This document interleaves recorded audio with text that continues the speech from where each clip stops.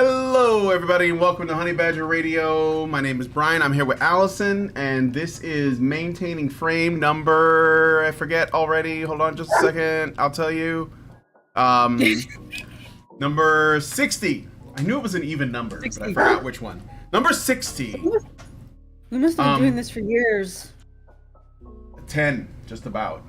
10 years. Yeah, well, I mean, just maintaining frame for 10 years? I think only like... Well, no, not maintaining frame. But then it was HBR debate, but that was years ago. We were doing it that way. What about the barking? If you can hear that. I don't hear that? No, I don't hear it.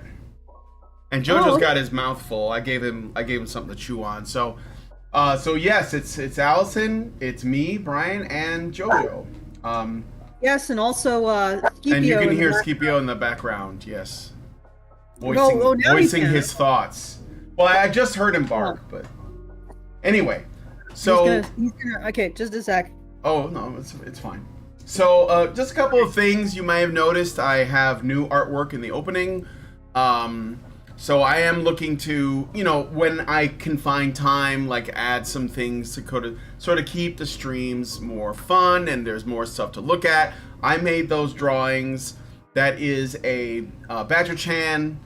I did a Badger Chan, a Like Chan, so you guys can smash the like button because that's why she's there. I got a Rumble Chan now, so anybody on Rumble, you should have seen Rumble Chan. Be sure to go to Rumble so that you can hang out with her. And then lastly, I got a Vivian James because Vivian James should never die. Just like Gamergate, I think it will always be relevant in my opinion. So there is that. Other thing you might know, obviously I got the JoJo cam so that we have a little bit of animu entertainment. Animu entertainment. And I also, if you listen closely, you might hear kind of low, I have some royalty-free music playing.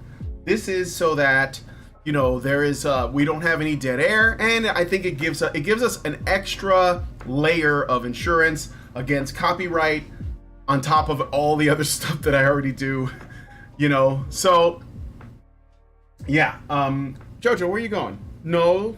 Okay. Did he eat his treat already? Go back to your bed. So, what is this that we are now discussing today? All right, we're gonna be looking at video. So there's a channel called Times Radio. It's in the UK, and they did an interview with a feminist author named Caitlin Moran or Moron.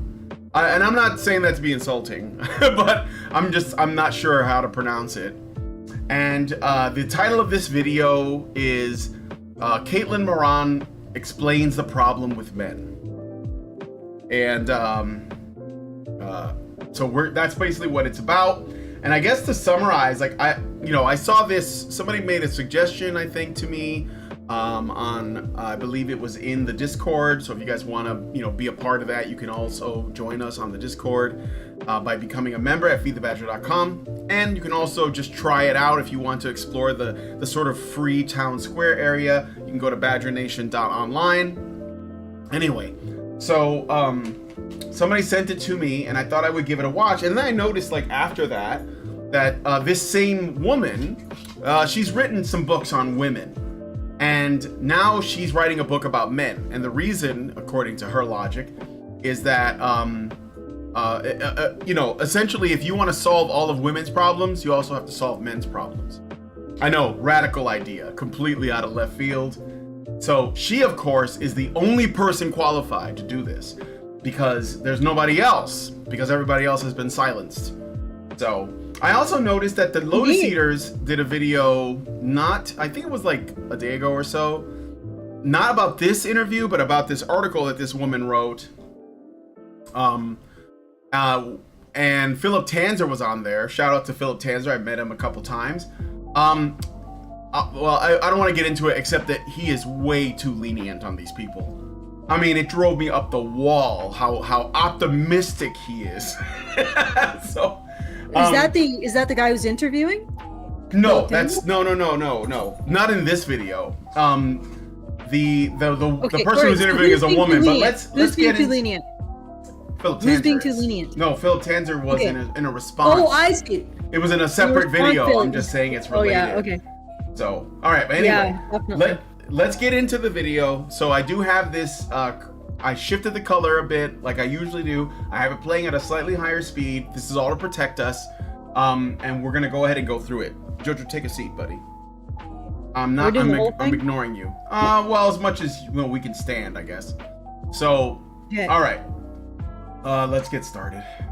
Half of all women and girls' problems is men. Angry men, abusive men, scared men, confused men. And you can't fix the girls until you fix the boys. So Caitlin is here to talk about her book, What About Men? Your previous books have been about women, so how to be a woman, more than a woman, and they have sold by the absolute truckload. Do you think, though, in all honesty, Caitlin, that men are going to read this book about men by you? I think...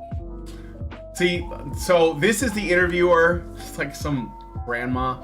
And I mentioned to you, Allison, that she does a little bit of pushing back, but it's very tepid and not, I think, what is really needed. But again, Well, I'm not giving her much you credit. understand, Brian. Yeah? you don't understand. And in order to deal with the problem of being treated like the problem, men need to be treated like the problem by the people who said they were the problem. Yes. Jesus Christ. Oh, God. All right. So she's asking if will men actually read your book? I would hope not, but let's see what she says. I think my suspicion is that women will buy it. It will be wives of husbands going, look, this chapter where it says men don't go to the doctor. If you talk to GPs, they'll say that if a man comes into surgery and they say, well, why are you here? If it's a woman, they'll list a load of symptoms. If it's a man, they go, my wife made me. So there's a whole chapter on kind of men not taking care of Now, themselves. I'm just going to take you up on that. So generalizations. Yes. There are Good Lord. I know. So essentially, you've written a book to make men's lives worse.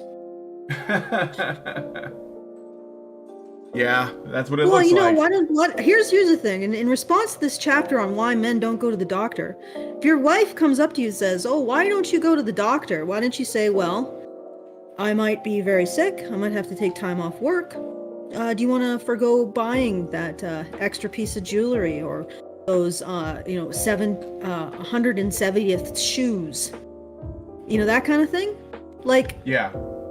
why do men not go to the doctor? Because they don't want to have to, because it challenges that role of being a provider. Like, men who use their bodies to do their work do go to the doctor, they're more likely, Yeah. because they need to keep themselves fit. But men who have desk jobs don't, because first of all, they don't want to know, probably. Like, I fucking hate the doctor. I don't want to know what horrible thing I'm going to die of. And then the other thing is that what's going to happen? Like, it's just going to be another stress to them. Like, are they going to be able to take sick days like women get? Are they going to be able to take a couple weeks off just to tend to themselves? Are they going to be judged for doing so? Yeah. Like, what is going to be the end result of that? Is anything appreciable about his life going to change by going to the doctor? Probably not. Plus, Well, men don't want to be a burden. death is a either. release. I mean, Yeah, exactly. yeah. So yeah, I turned the music down a little bit just in case it's fighting a little too much, but I think it's pretty low now. So let me know if it sounds okay. All right. Let us know about the music because it's new. Yeah, it's a new thing. We're testing it out. All right, let's keep going. a thing, and Lord knows I make them. Oh, I love generalisation. But Generally, I have been married to a man who was never away from the doctors. I mean, he couldn't go more than a week without seeking some sort of consultation. So I don't think it's always true that they don't. You although have rare subsects, obviously. Who are just, the hypochondriacs are on Google all the time going, I think I've got tennis elbow, I think I've got housemaid's knee, and you're like, that's just a cold. So, but do you think that you're on safe territory when I'm not going to say that it's full of generalisations, but there are some in there. There's the one about how men never talk about emotions. Yes. And the truth... All right, I'm just pausing it there for the banana. Whose emotions? Well, men Lady, don't talk about their emotions, is what she's saying. You mean Is a women's generalization. emotions?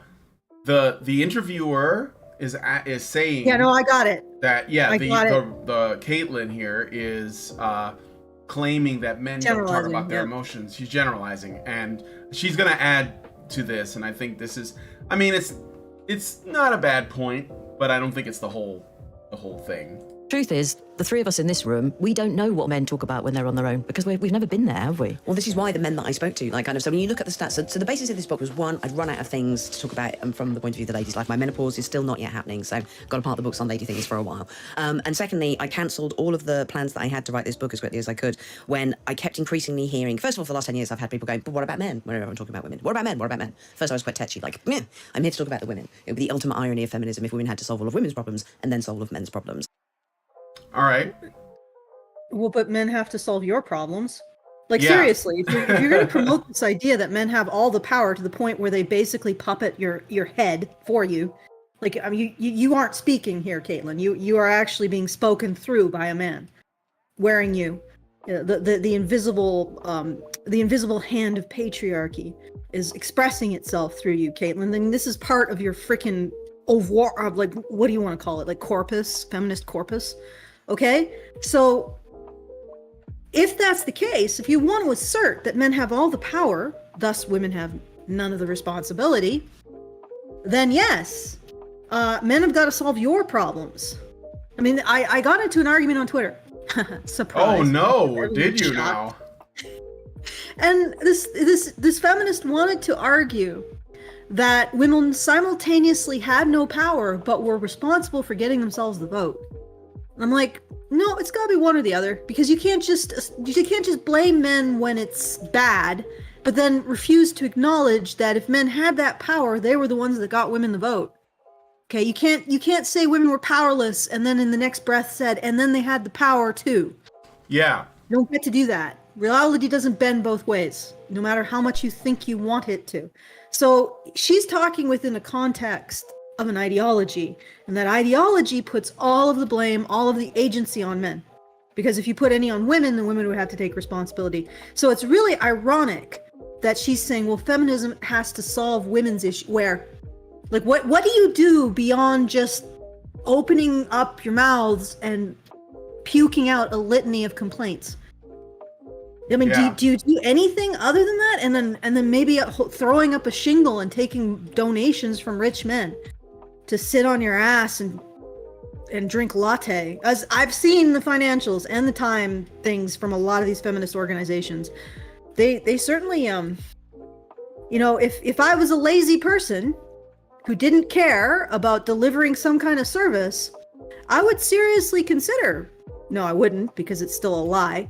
I would seriously consider becoming a feminist and opening up a feminist DV shelter or DV organization, because you don't have to do anything. You don't have to make anything appreciable. You don't even have to make content. You don't have to do fucking all. You could just sit there and make millions. Yep. And then hand You don't have to prove huge anything. paychecks. You can just Huge claim paychecks things. to your Yeah. friends. Yeah. Yeah. And yeah, that's the thing. You just claim things. It's like, you just get up there and you're like, I think that patriarchy is responsible for women's hangnails, and everybody like, oh my God, you need money to deal with the gendered violence of hangnails. I mean, it's so obvious now. And this is like, oh. Yeah. Anyway, I don't know if this is a digression, but ultimate point, you're not fixing your problems. You're whining and looking expectantly at the men around you. Men Yep. are still fixing your problems. Now, what we need to do is give men the leave to fix their own, to spend a little bit of time away from fixing women's problems to fixing their own. Yep. All right. All right. I got You a super push back if I'm an idiot, like if I'm wrong. I got a super chow from Filthy Liberal Brian for $10.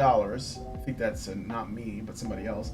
I stand with you most of the time because you actually advocate for men and are not merely grifting for votes.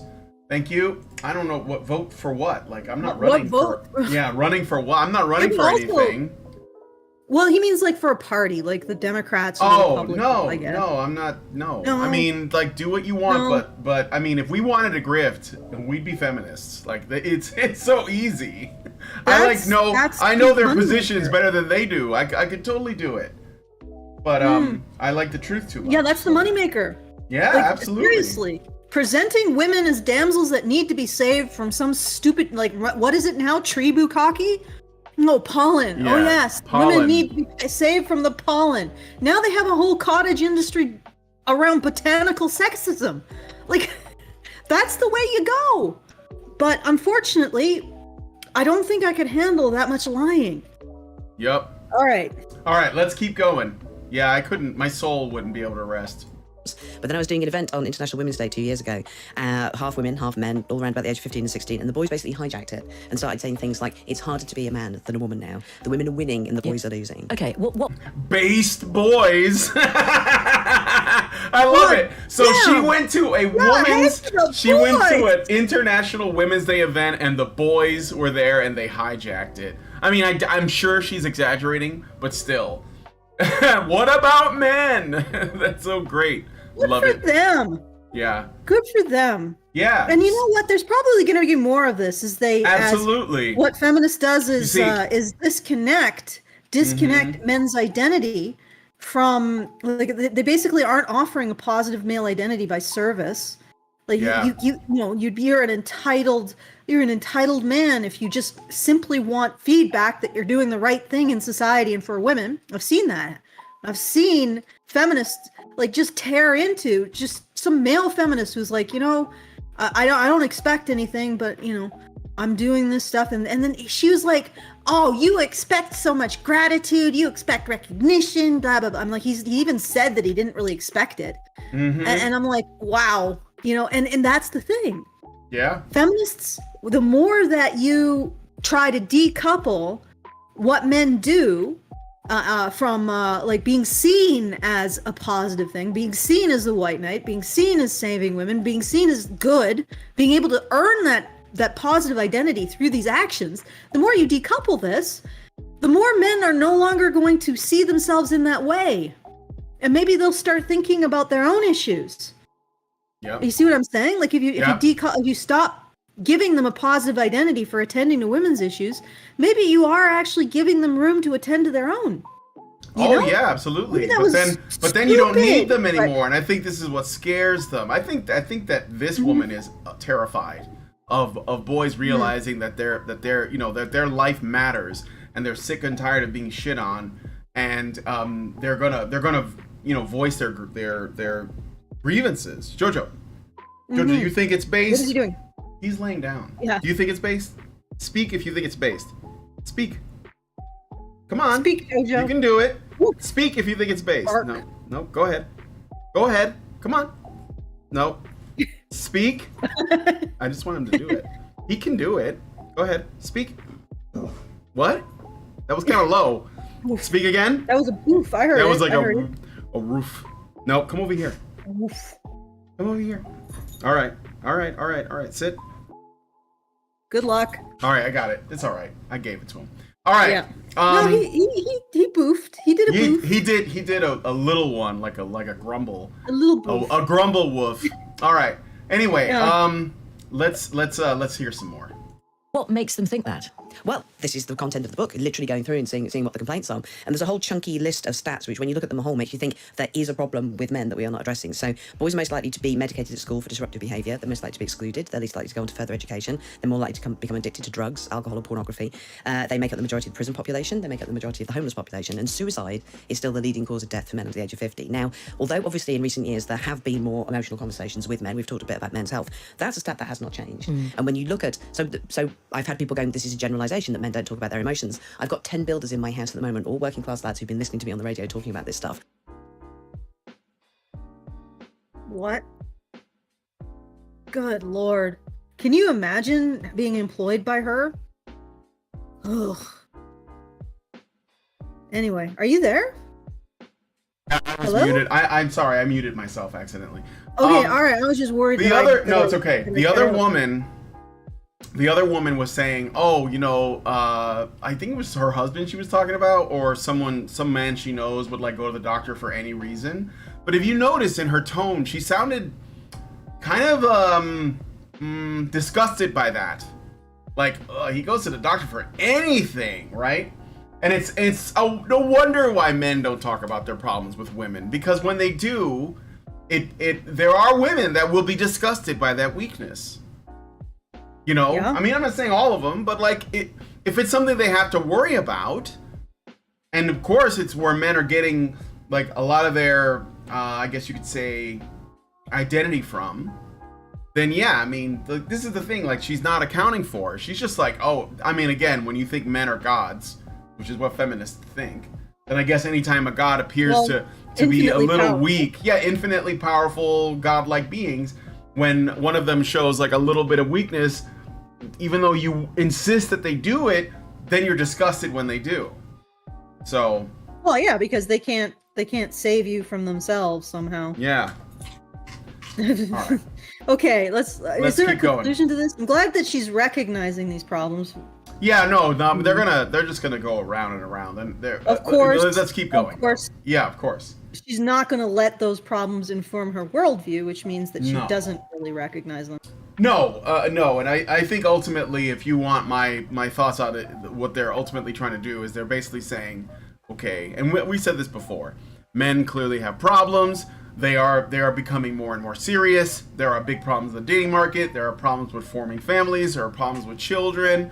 The human race, I mean, they don't say this here, but the human race is basically an endangered species right now because of the replacement rates.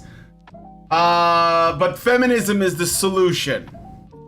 That's like, basically she's like, oh shit, there's a market that's opened up that I haven't tapped into yet, so I got to make feminism relevant to the market.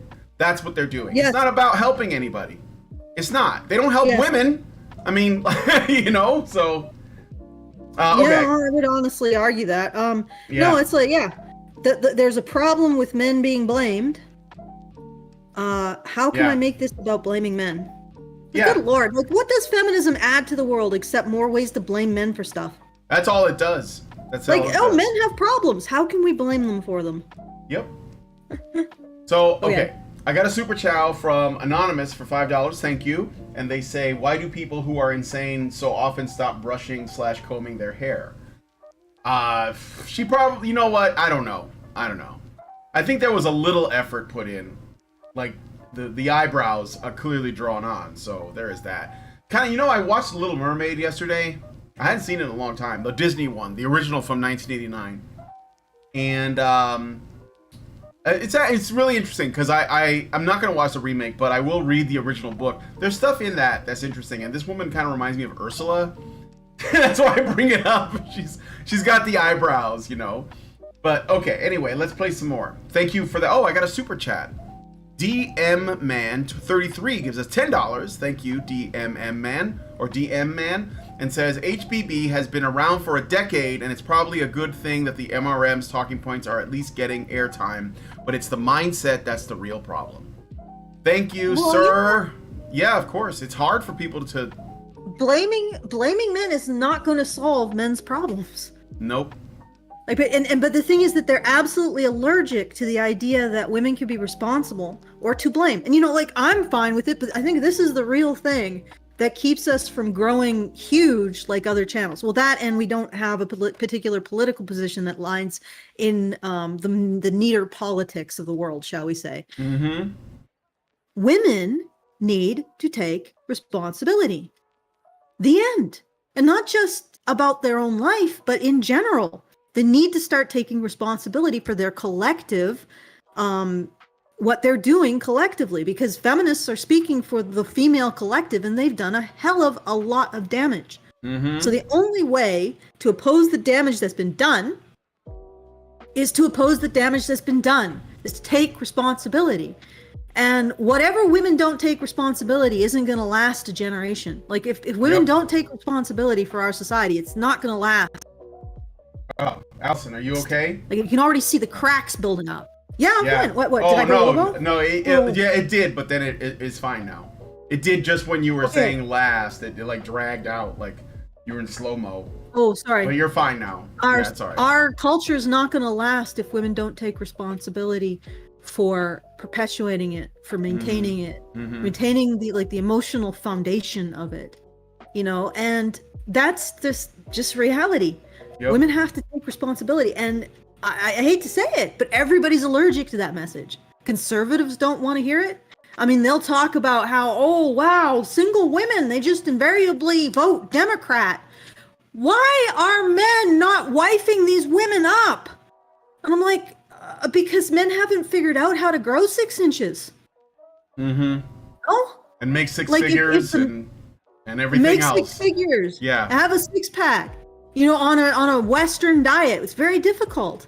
So it's like, how are men going to? And literally, conservatives. And I can show you the damn articles because I know somebody's out there saying, "Oh, conservatives don't do that." Yes, they do, or whatever you want to call them, traditionalists. They do that. I'm not talking about financially conservative or people. I'm talking about the traditionalists. They 100% blame men. There's a problem with single women. Immediately they turn to, why aren't these men wifing these women up so they'll vote Republican? It's like, because do you see the standards? Like, I mean, what is it used to be? Okay, like when I was dating, you know, 5'11" was good. You know, that was cool. It was cool. You know, that's fine if you're that height. You know, even shorter men would get dates because that's just like, it wasn't a baseline expectation. It was just cool if you had it, right? Yeah. All right, maybe you got a bit more attention. You know, and having a partner who would help with the finance, that's fine. So that the expectations were lower because you wanted a companion that was male. We still liked men. We still saw them as valuable in and of themselves to a degree. Okay? Mm-hmm. And it was also because I think women were more reliant. I can't even bloody believe I'm saying this. I think 20 years ago, women were more reliant on themselves. It's just getting worse and worse. For sure. I think so. You know, and they took more pride on being reliant, like, you know, that song, working 9 to 5, blah, blah, blah. Yeah. You know, there was more pride in being self-reliant. And now anything that you do for yourself is something that a man isn't doing for you, and that makes him an asshole. Mm-hmm. Or that makes him entitled. Mm-hmm. You know, if anything you do for yourself is male entitlement now. And it's like, how are men supposed to become the 6'4", you know, 7-pack, 7-figure goddamn fucking robot that comes home and massages her feet and serves her complex coffee-based drinks? You know, how? There is no way any human being on earth can uphold these standards at this point. And don't give me this shit like men have Are you fucking kidding me? Most men would be happy with someone who enjoys their company, is loyal, and doesn't bitch at them that much. Yeah. No, that's it. Like, yes, the waifus look crazy. Like, they look completely, you could never find one in reality. But that isn't because that's their expectation. It's because when you don't think you could possibly ever get an actual companionate partner, you might as well go for broke with a 2D girl. You know, why not? Yeah. He's like, there is no alternative at this point. And yet the conservatives continue to blame men. It's like, no, women have to take responsibility. You know, and at the very least, if you want to be girl number 67 in some 6666 guy's harem, then just accept the fact that you're exploiting probably a depressed, suicidal sex addict because he's good looking. Okay? Yeah. All right? Just accept that and stop whining about, oh, men don't want to commit. No! You've chosen a man who probably has poor social skills, who probably is suffering from some kind of severe depression, and he's masking it through sex addiction. He probably has a drug problem, and he just affects looking good. And that's what you've chosen. And you have chosen to exploit that man for his sex. Yeah. Because you don't want to settle for a man who looks about as good as you do. Yeah. And stop with this whining about your fucking choices. This is your choice. And how I know that?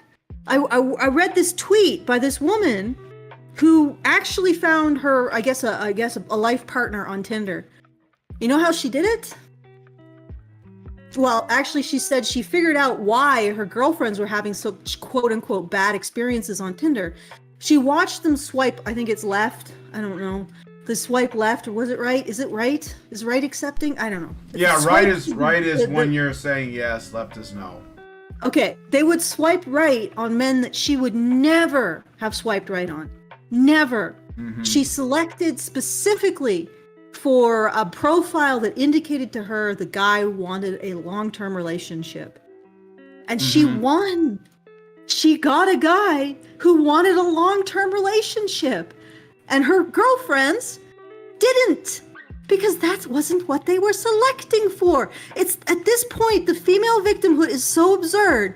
These women are waddling up to a goddamn vending machine, choosing with their own fat fucking fingers a fucking Diet Pepsi. And then when the Diet Pepsi comes out, you know, thunk, they pick it up and they're like, why isn't this a Fanta? Like, because you chose it. You chose that man. You literally dialed that man up and let him into your life. Own it. Okay. I got a little That was a bit bit of a heated. digression. All right, let's Yes. go. I know you got Twitter What on the did you say brain. she's saying? I know you got Twitter on the She's brain. saying I know. 50% of women's problems are men. No, I know, 50% I know. of women's I mean- problems are that they go up to a vending machine, dial up a fucking Diet Pepsi, get a Diet Pepsi, and then are horrified and have to ask, who did this to me? Yeah, 50% of women's problems are men that are not exactly what they want, which of course they don't know what that is. So, all right. So let's Not get exactly what they want, but exactly what they asked for. Yeah, well, yeah. Except they do, but they don't, because they want all of this sort of like surface level stuff, and they'll see that. That's why they're picking the wrong guys, because, you know, he's got like, he looks tall, six pack, lots of money, but he's not loyal, or he has like, you know, no values that a long-term partner should have. But they think, well, I can change that part. And of course, they never do. Well, think about it. These women don't have any long-term values that a partner No, of course can have not. either. No, they these hoes ain't loyal. I mean, they're I just- know. You know, they're just getting exactly what they are, except better looking, and they're Yeah. still complaining. Yeah, of course. Because they. Anyway, let's keep going. And one of them just came up to me and went, yeah, I've got 5 friends who've committed suicide. I'm 25. They're all men. And one of them committed suicide after he'd broken up with his girlfriend. And the last conversation I had with him, he told me he'd broken up with his girlfriend. And I never thought to even ask him why. Like, men don't ask follow-up questions. He was like, I don't know why, really, any of my friends took their lives, because I don't know how to have those kind of No. conversations. Okay, and actually, and I don't want to misquote you, but there is a part in the book where you talk about how Maybe because they died. Well, she's saying like that he could have intervened earlier before the suicide. Okay. But Yes, I mean, but it's actually horrible for her to take this man's regret yeah, and use it as fuel for her ideology. no, that for men are sure, to blame. for sure. Yeah, it's disgusting. You know, and where are they told that being a relationship breakdown is one of the big flags for a man who has no, if a man has no mental health history, relationship breakdown is the primal causal factor. So that doesn't mean it's a causal agent, but they make there's an association with suicide. Yeah, So men are at a higher risk after a relationship breakdown or a relationship that's abusive. They're at a higher risk for suicide. Did this man know it? Did there anybody ever tell him that?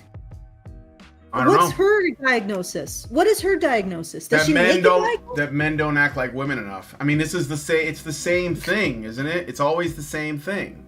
If men were more like women, they'd be happier, right? Okay. Except women are. I'm sorry. Am I being a masculinist or something? No, I'm sorry. Never mind what I said. Just nix that from the record. Okay, let's keep going. how a man can only feel safe unburdening himself to a woman if he's heterosexual, I should say. I don't know whether it's different for gay men, and I don't suppose you do either. But they are in a safe harbour with a woman they trust to unburden themselves. But they couldn't ever do it to a male friend. I don't think that the chat tools aren't there. It's been really interesting doing the sort of, I've done the first couple of live dates, and the people who are coming up at the signing afterwards, most of them who want to have a conversation either work in educational support services for young boys, and they're saying around about the age of 7, that's when you see this massive divergence. Before then, the genders aren't that much the difference. You will get boys crying in school. I'm just pausing for the banana. She's explaining that. Okay, go ahead. Around the age of 7 is when Enderk starts. So it is when the sex differentiations in the brain start to accelerate. 7, 8, or 9. So we have a period of time where the things are happening in our brains that are basically the scaffold for puberty. So it's like a pre-puberty, but it's most of this stuff it's a scaffold for an adult theory of mind, which you'll gain once you're through puberty. It'll probably still be developing until you're like 35, I think. It takes a while. And the idea that everything happens when you're 7, okay.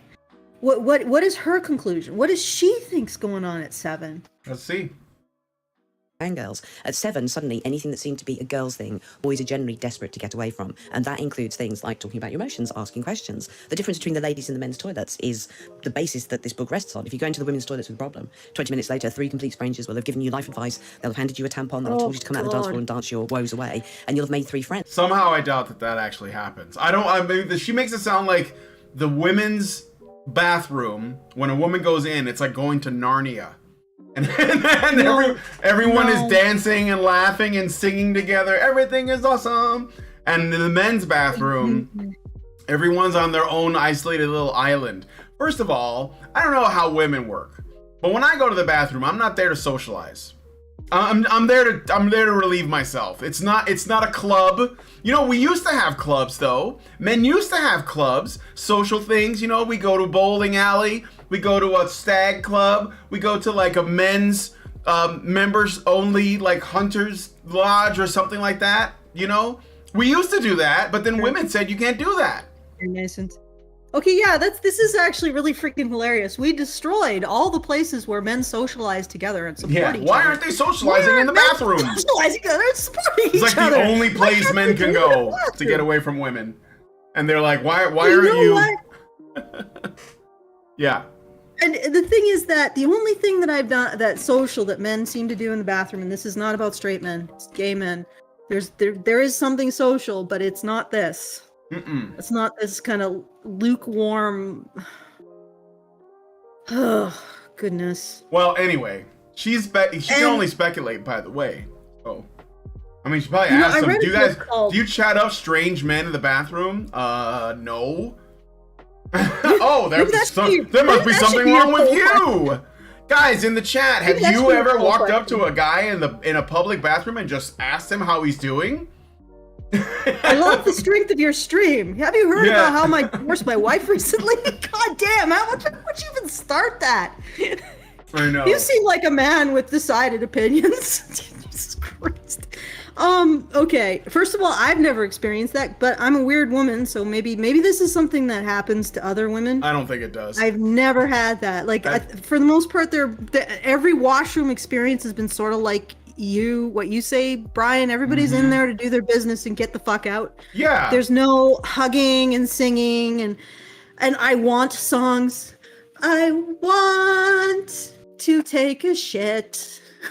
Yeah, I mean, no, nobody does that. I don't even whistle in the bathroom. Like, nobody wants to hear, like, you know, my favorite a cappella number. Like, nobody wants that. I'm not gonna form a fucking barbershop quartet with 3 other dudes in the stall. It's not happening. And how rude is it, too? Like, what bathrooms is she talking about? You got, like, a bunch of hens clucking around the fucking sink when you're trying to wash your hand? Like, that's even worse than the hover pissers.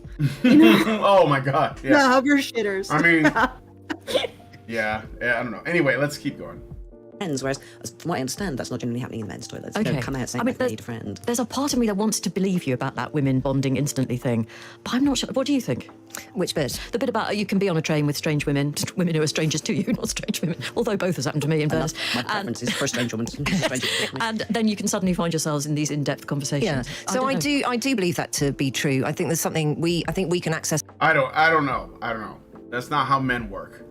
Maybe women make friends easily, but they also like end friendships easily too, because if there's not like a lot of foundation on it, you know, like underneath the acquaintance. I don't know. I mean, like they're gonna. I think what they're ultimately trying to say is that women are better at making friends than men are, and we know that's not true. We know that's not true. Okay, well, all right. Women tend to bond over bashing men. Yeah, Let's that's be true. honest. Yeah. Men tend to bond over building stuff. Yep. So. Or their interests or whatever. But yeah. All right. And you can't deny that bashing men seems to be sort of a national sport for women. Yep. You know, maybe we could like make it into an actual sport, you know, with rules and like and referees. Yeah. And roasting men day, and then every other day of the year don't. Yeah. Save it for that day, and then you get scores, and the woman with the highest score, I don't know. Real quick, Go to Antarctica for a year. Somebody in the live stream or the live chat is saying that they're trying to send super chats, but YouTube is being unreliable. If you want, you can just go to feedthebadger.com/just the tip, and we will get Just most tip. of the donation, and you'll be able to send a longer message. Just go to feedthebadger.com/just the tip. There's a link in the description, and that way you can send us a message without having to wrestle with YouTube. And plus, most of the donation will go to us instead of half of it going to YouTube. And if you're on Rumble, you can do it too. And I am watching you guys. That's why I gave you all a Rumble chan. You get your own waifu for Rumble. So, all right, let's continue. Our vulnerabilities in a way that we then use to our advantage sometimes, actually. And I think that some men struggle to do that. But I'm so curious as to what you think has held the younger generation of men and boys back when they can see the patriarchy changing in front of them. They can see feminism changing in front of them. They haven't got the same societal pressures that the men you and I know of our own age group have had. It looks like What are you talking is it like about? an eldritch horror, like with the patriarchy? They can see it. It's unthinkable. Okay, all right.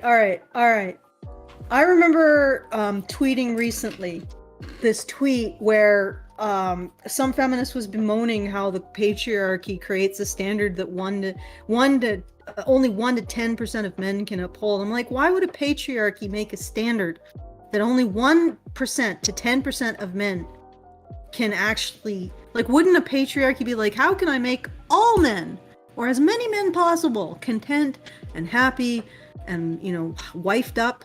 How can I do that? And I mentioned to her, I think that what you're looking at, what you're saying is the standards of women on Tinder.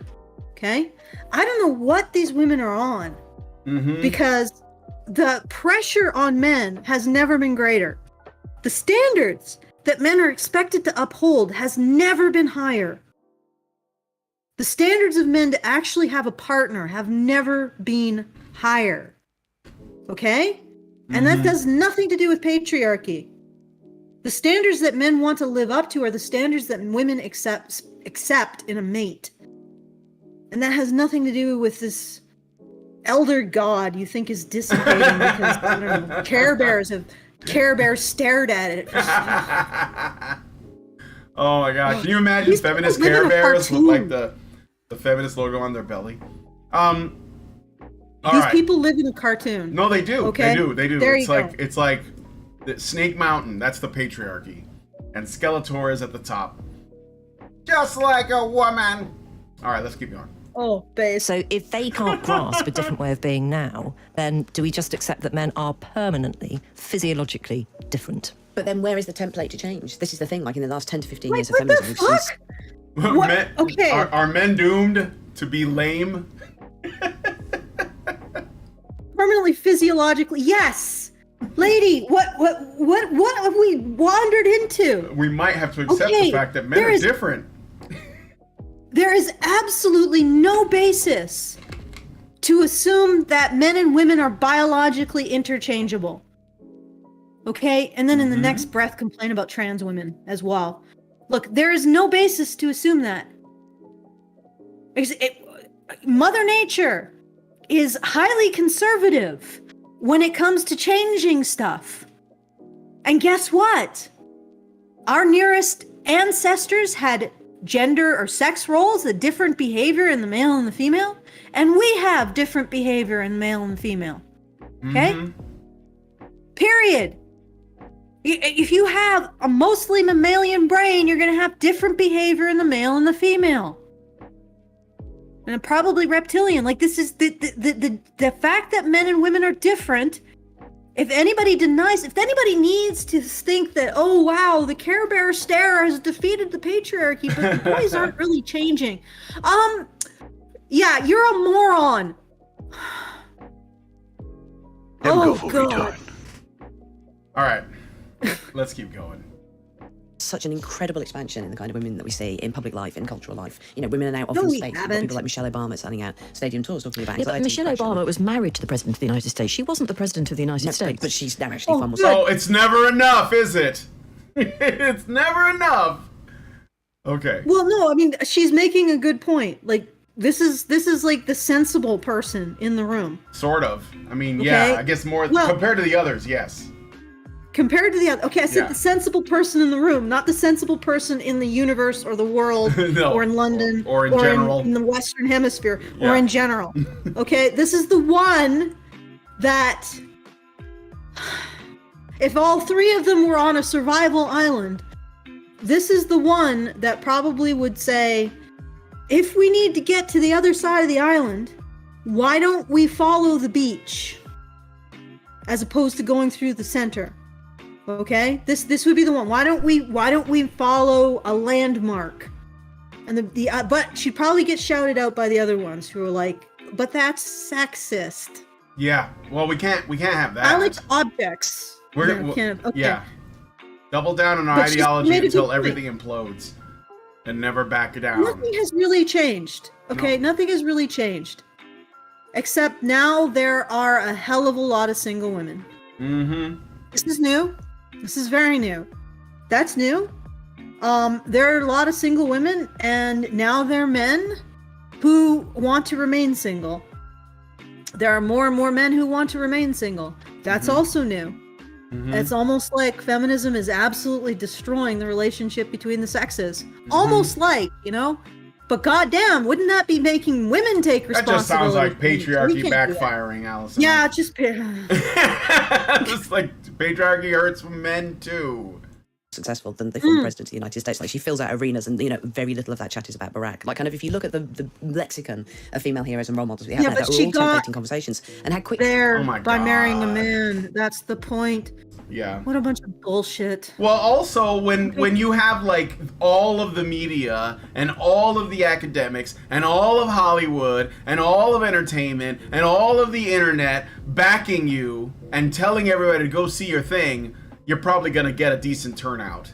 I mean, I have to say that a lot of it has to do with the fact that everybody's pointing at whoever the woman of the month is or the day, and they're saying you need to go see this. You know, you need to go to Taylor Swift. You need to go see Beyonce. You need to go see Michelle Obama. You got whatever the hot feminist icon is, which is basically whatever feminists claim it is.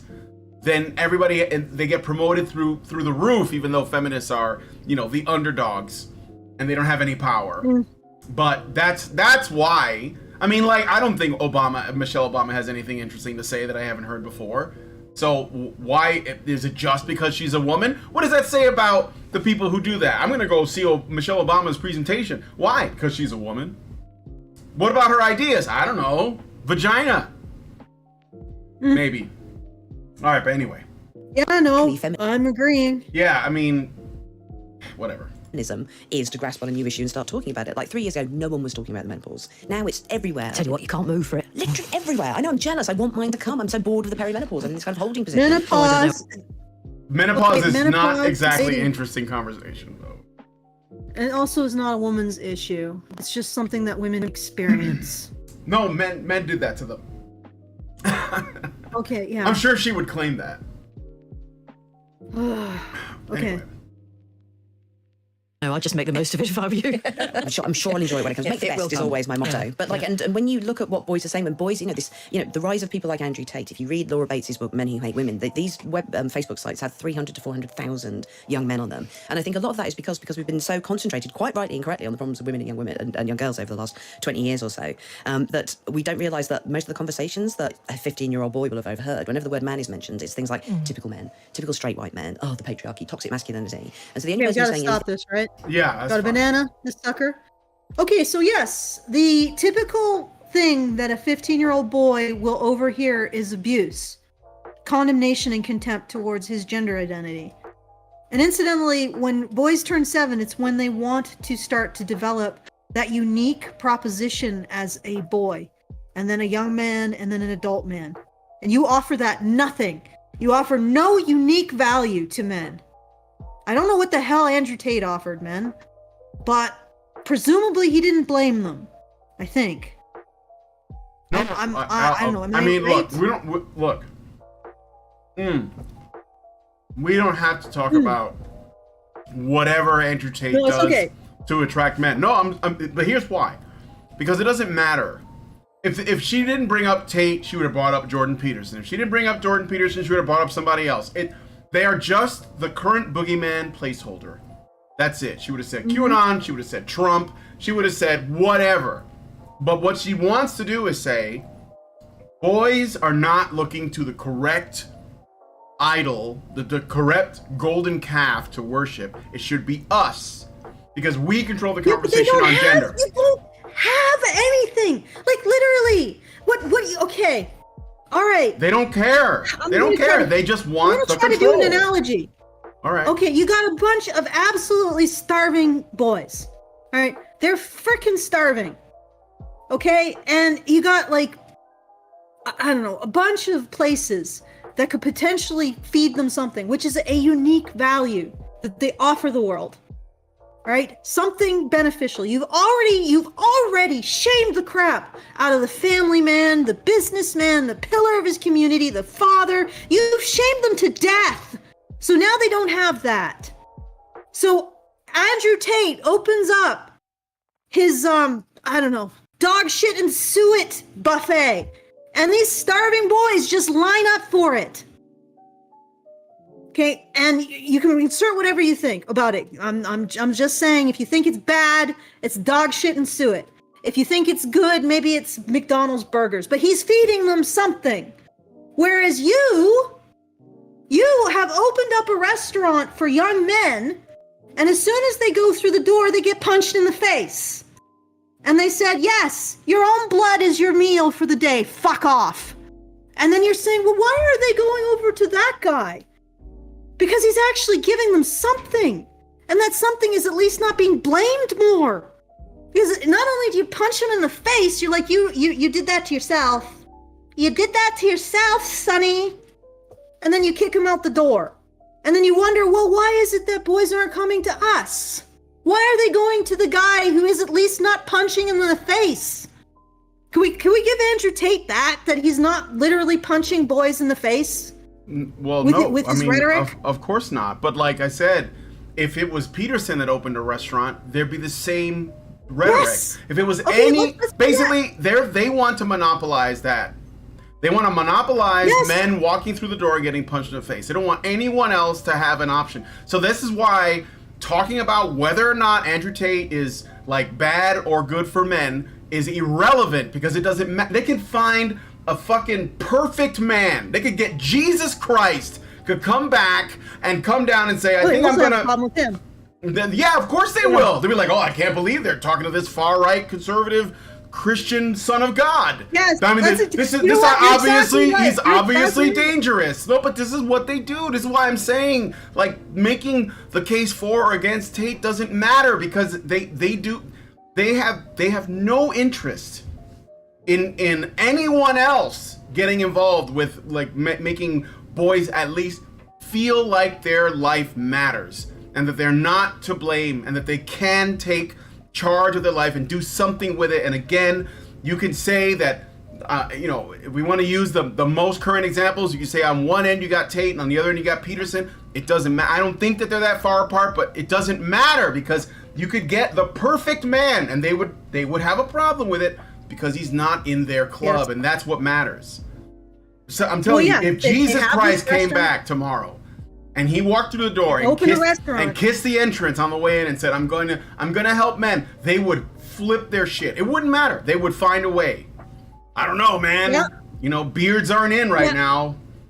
He's wearing a dress. He might be trans, like whatever it takes, right?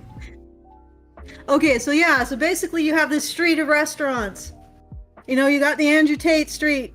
And boys are going in, young men are going in, because at least Andrew Tate doesn't blame them, I assume, for the situation they're in while recognizing that situation. You got Peterson. Peterson has his own particular thing, but he's giving young men a sense that they have some kind of value, even if they have to earn it, that it does exist, right? You have Warren Farrell, who also got shamed. Also got shamed. And he's the most freaking egalitarian men's issues advocate in human existence. And he's just basically saying, men have a value. That's wrong. And you know what it is? It has nothing to do with hatred of women. It just has to do with love of men. Because the problem with Jesus Christ is he loved men too much. He'd love them the same, and that's too much. Yep. They do not want boys to have a place where they can be loved and valued and recognized for having value. They don't want that. They only want boys to be able to walk into the restaurant, get punched in the face, told they're to blame, and then fuck off and make sure that you take responsibility for all the problems that women face. All they want is a place where they can punch out more of these robot conformists who do not recognize their own issues and only recognize the importance of women's issues. Right? That's what they want. Yep. They have nothing to give young men. Nothing. Because they refuse to recognize there's any value to masculinity whatsoever. So they have nothing. And what they think is giving something to young men is to tell young men, well, that thing you want, that value you want to be perceived to have, yeah, that's entitlement. Yep. You don't have a right to even want it. Yep. That's their contribution. Yep. Okay, but I could be wrong. Maybe she's going to come out and she's going to be, I think that masculinity has these kinds of virtues. I think that men are valuable for this reason. It's obvious that men must have a value because they continue to persist. They evolved alongside us and they must have equal value to women. It's for some reason, even though they don't actually get pregnant and are a limiter on our reproductive. I mean, if all humans were women, could inseminate themselves, we would probably be at like 16 trillion at this point. But we're not. So there must be something extremely valuable for men to contribute to the human race that enables us is as valuable as what women contribute. Right? Yeah. Okay. All right, let's keep going. Sorry, that's bitter. Thing positive about men and going, it's okay to be a boy, masculinity isn't in itself a bad thing, is someone like Andrew Tate. He brings with him a whole bunch of baggage, which is not going to solve those boys' problems. Yeah, so much baggage. So Wait. So he's saying there's something positive in boys and men. Yeah, but he brings baggage, which of course they're not going to unpack and tell us about. But okay, sure. Well, no, go back a bit. That you really need to point out that everybody who's advocated for boys and men bring baggage, including people that they're nowhere near whatever. Even if you disagree with what Andrew Tate has been charged with, there's nowhere near even the allegations of Andrew Tate. No. But nonetheless, it doesn't matter. They have what they need. They have the allegation. That's enough. Now look at the actions. Look at the allegations against other people. This is why I'm like, I get so frustrated because I have to defend people that I don't particularly have an opinion on personally, on principle, and I have to do it all the time. I mean, I had to defend Pearl. I don't know why people were just, I'm like, come on, these people are trying. Like, why are we purity testing?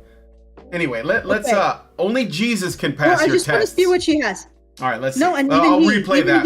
They would be like, what are you doing healing the blind men? There's some blind women over here.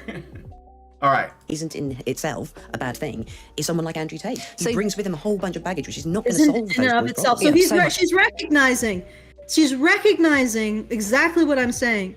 Nobody's talking about the positives of men and masculinity. Is she actually even talking about she recognizes it right here. And this, I think, is one of those times where these individuals actually tell the truth, but then completely fucking deny it. Well, yeah, because what I think she's going to do is she's making it about tactics. So it's not about principles. She's saying that, this person is gaining ground because they're doing this thing and they have to be stopped because the threat is, that he's going to transform men into misogynists because, you can just do that with words. But in fact, what she's doing is she's saying, I have to be the one, right? I have to be the one to save men because they might destroy feminism. And that's the main reason why I'm here. It's why I wrote this book. I need to preserve the thing that's making me money. I have to preserve the ideology. That's all it is. It's not about helping boys. It's not even about helping women either. I mean, it's about making money. Yeah, so it's about the sales pitch. You got to preserve the sales pitch. And no one else can have it. Its value. Yep, because they can't copyright men and women. They can't own that. Right, so I just want to hone in on this. Okay? Mm-hmm. She has admitted that what is attractive is exactly what I just said, which is, I think, confirmation of what I'm saying. What's attractive about Andrew Tate is that he gives boys and men value and masculinity. He recognizes that there is a value there. I don't know how well he does that. I cannot opine on that. I'm sure there'll be plenty of people saying, oh no, he doesn't do that. Doesn't matter. That's what this woman is identifying. And that's exactly what I'm talking about. Yep. That is what these young men are looking for. Is she going to provide it? Let's see. Baggage. So you note in the book the number of young men who believe that, in a sense, feminism's gone too far, isn't it? It's just, as you've just said, it has left them behind. But what do you think then kind of solves that problem? Do you have to wait a whole other generation for some brave men to be what? Well, the offer I make in the book... All right, I'm just pausing it there for the banana again. Can I just add something here? Yeah. Okay. Let me tell you something. All right? Men had a positive identity. There was a perception that men and masculinity brings something positive to the world. All right? There was a recognition of it. There were masculine virtues that were recognized as being associated more with men or expected more of men. Right?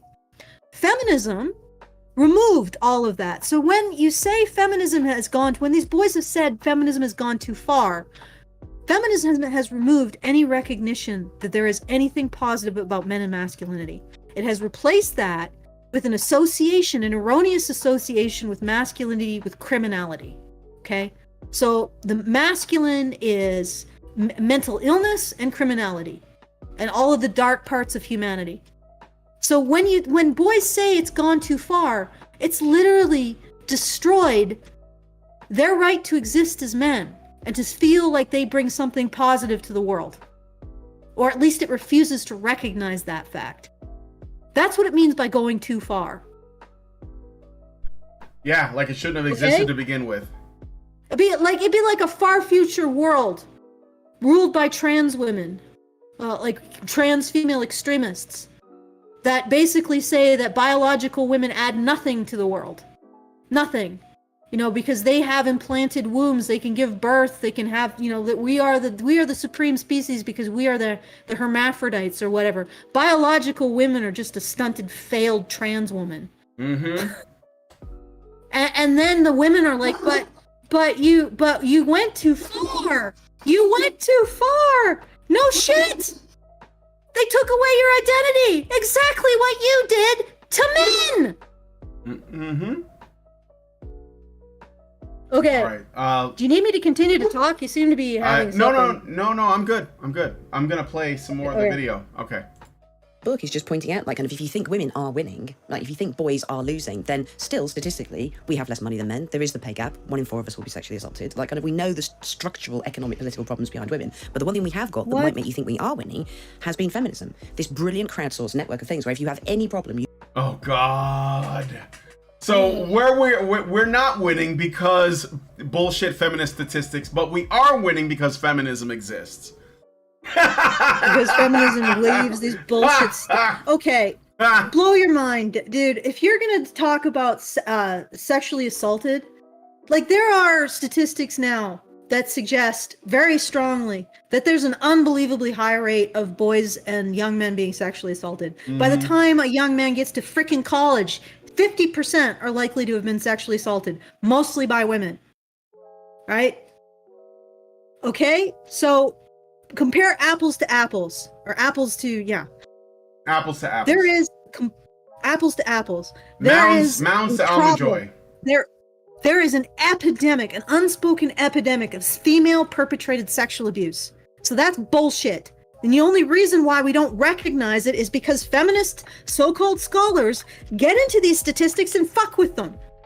Like literally, in the last year, according to the CDC, the same number of men and women are raped. Okay, so oh wait, it's the UK. You guys don't recognize when a woman forces a man to have sex that it's rape. And what a surprise. You don't find the same statistics about sexual violence when it comes to men. In a society that doesn't even recognize sexual violence done by women, by women against men as rape, you don't find the same what a freaking surprise. All right, so this is all bullshit. If we're really honest with ourselves, if we really look at the statistics, we can't say that women are that much more sexually assaulted than men. It's not true. And then the wage gap. Well, what about the spending gap? Okay, a woman only has to earn 70 cents to be able to spend $1.25 to every $1 that men earn or men spend. Okay, so a man has to earn $1.25 to spend $1. A woman has to earn 75 cents to spend $1.25. Do you get that?